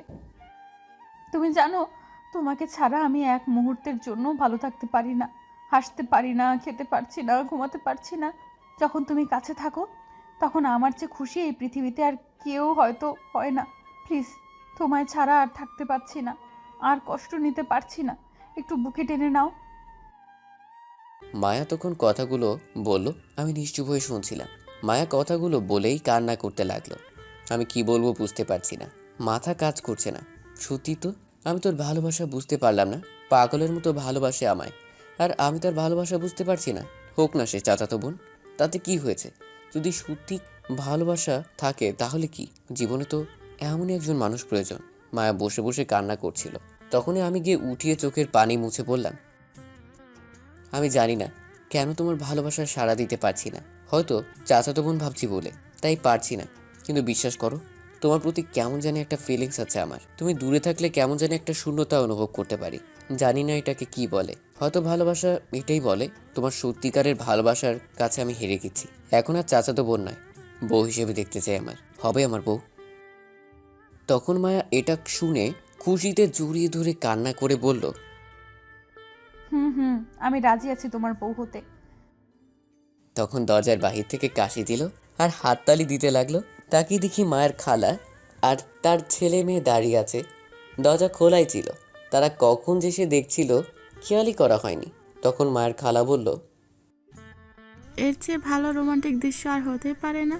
বাবা, তোমাদের কাহিনী শুনে আমি নিজেই কেঁদে দিয়েছিলাম একটুর জন্য। তখন তার মেয়ে ঝুমুর বলল, আম্মু আমিও। তাহলে আর দেখা দেখি কি, কাজে এখনই রাখছি। গিয়ে কাজী সাহেবকে বলে আয়। কিন্তু এখন কি সবাইকে না জানিয়ে বিয়ে করা ঠিক হবে? শোনো, যদি তোমরা বিয়ে করে ফেলো তারপর বাসায় যাও তাহলে কিছু হবে না, কারণ মায়া তো আগেই বলে দিয়েছে যদি তোমাদের সবাই তাড়িয়ে দেয় তাহলে আমার কাছে থাকবে এসে। ঠিক আছে? বিশ্বাস রাখো, সবাই মেনে নেবে। ঠিক আছে। কিরে মায়া, কথা বল। দেখলি, লজ্জায় একেবারে শেষ। মায়া লজ্জা পেয়ে আমার বুকে মুখ লুকিয়ে রাখলো। তখন মায়ের খালা বলল, তুমি কি জানো মায়া কেন এখানে নিয়ে এসেছে তোমাকে? বিয়ে করার জন্যই আসছে। তাই তো তখন আমি জিজ্ঞেস করছিলাম বাকি লোক কোথায়। এই সেই ছেলে। তখন আমি অবাক হয়ে বললাম, কি বলছেন? কিন্তু কোন লোকের কথা বলবেন? আরে দুর্জয় ভাই না, কি এর নাম, তার কথা বললাম। মায়া বলছে আসবে, তাই জিজ্ঞেস করলাম। ও আচ্ছা, ঠিক আছে। কিরে মায়া, এখন তো আয়, কাজ আছে অনেক, পরে সময় পাবি অনেক। তুমি যাও, আমি আসছি। তারপর মায়ের খালা চলে গেল আর মায়া তখন বলল, আমি তাহলে যাই এখন, পরে আসবো, তুমি বসে থাকো। ভাবছি কি আব্বু আম্মুকে বলবো। সমস্যা নেই, আগামীকাল আমরা চলে যাব, তখন গিয়ে একেবারে বলবো। ঠিক আছে, তাহলে তাই হবে। তারপর মায়া চলে গেল আর আমি বসে রইলাম। সন্ধ্যায় কাজে নিয়ে আসলো। আমি জাহিদকে ফোন করে সব বলে দিয়েছি, তাই জাহিদ এখানে আসছে। সাথে আমার আরও 2 বন্ধু আসলো। ফাহাদ আর সাব্বির আসার সময় শাড়ি আর আমার জন্য পাঞ্জাবি নিয়ে আসলো। তারপর কাজী বিয়ে পড়িয়ে চলে গেল। তখন আমি আর সব বন্ধুদের নিয়ে আড্ডা দিতে লাগলাম বাইরে। তখনই আম্মু কল দিল। ফোন রিসিভ করার পর বলল, কিরে আজ বাসায় কি আসবে না? না আম্মু, আমরা মায়ের খালার বাসায় আসছি, আগামীকাল আসবো। আজ আসতে দিল না। ঠিক আছে আয়। আর একটা কথা, তোর চাচার সাথে বসে আমরা একটা সিদ্ধান্ত নিয়েছিলাম। কি আম্মু? তোর আর মায়ের বিয়ের কথা বললাম, সামনের মাসে বিয়ে কিন্তু। সত্যি বলছো আম্মু? কিন্তু কি? কিন্তু তুই তো সেখানে গিয়ে বিয়ে করে ফেললি শুনলাম, আমাদের না বলে। ঠিক আছে আয় বাসায়, তারপর দেখাচ্ছি। আম্মু, তুমি কি করে জানলে? মায়া আর তোর বন্ধুরা বলছে। এই বলে ফোন কেটে দিলাম। যাক, চিন্তা নেই, আম্মু তো রাজি আছে, সবাই রাজি আছে, কিছু মায়ের খেলে কিছু হবে না। তখন জাহিদ বলল, দেখলি তোর পরিবার সবাই রাজি। আমি আগেই বলেছিলাম তোরা রাজি থাকলে পরিবার কিছু বাধা দিতে পারবে না। ঠিক বলেছিস। তারপর আরও কিছু আড্ডা দিয়ে চলে আসলাম বাসর ঘরে। রুমে এসে দেখি মাত্র 10টা বাজে। গ্রাম তো, তাই সময় যেতে চায় না। মায়া ঘোমটা দিয়ে বসে আছে। তখন আমি দরজা বন্ধ করে কাছে আসার পর মায়া খাট থেকে নেমে সালাম করে বলল, চলো এখন শুরু করা যাক রোম্যান্স। এত জলদি না, একটু পর। আগে বলো, তুমি আম্মুকে সব বলছো কেন? আরে আমায় ফোন করে বলেছে তোমার আম্মু আমাদের বিয়ে ঠিক করেছে, কারণ আমি সকালে রাগ করে বাসা থেকে এসেছি, তাই আম্মু আব্বু সবাই কথা বলে ঠিক করেছে, তখন আমি বলে দিয়েছি। যাক, খুব ভালো কাজ করছো, চিন্তা কমিয়ে দিলে। তখন মায়া আমায় খাটে ধাক্কা দিয়ে ফেলে দিল আর বলল, হয়েছে, অনেক দিন ধরে আদর করতে পারি না, আজ সব আদর করব।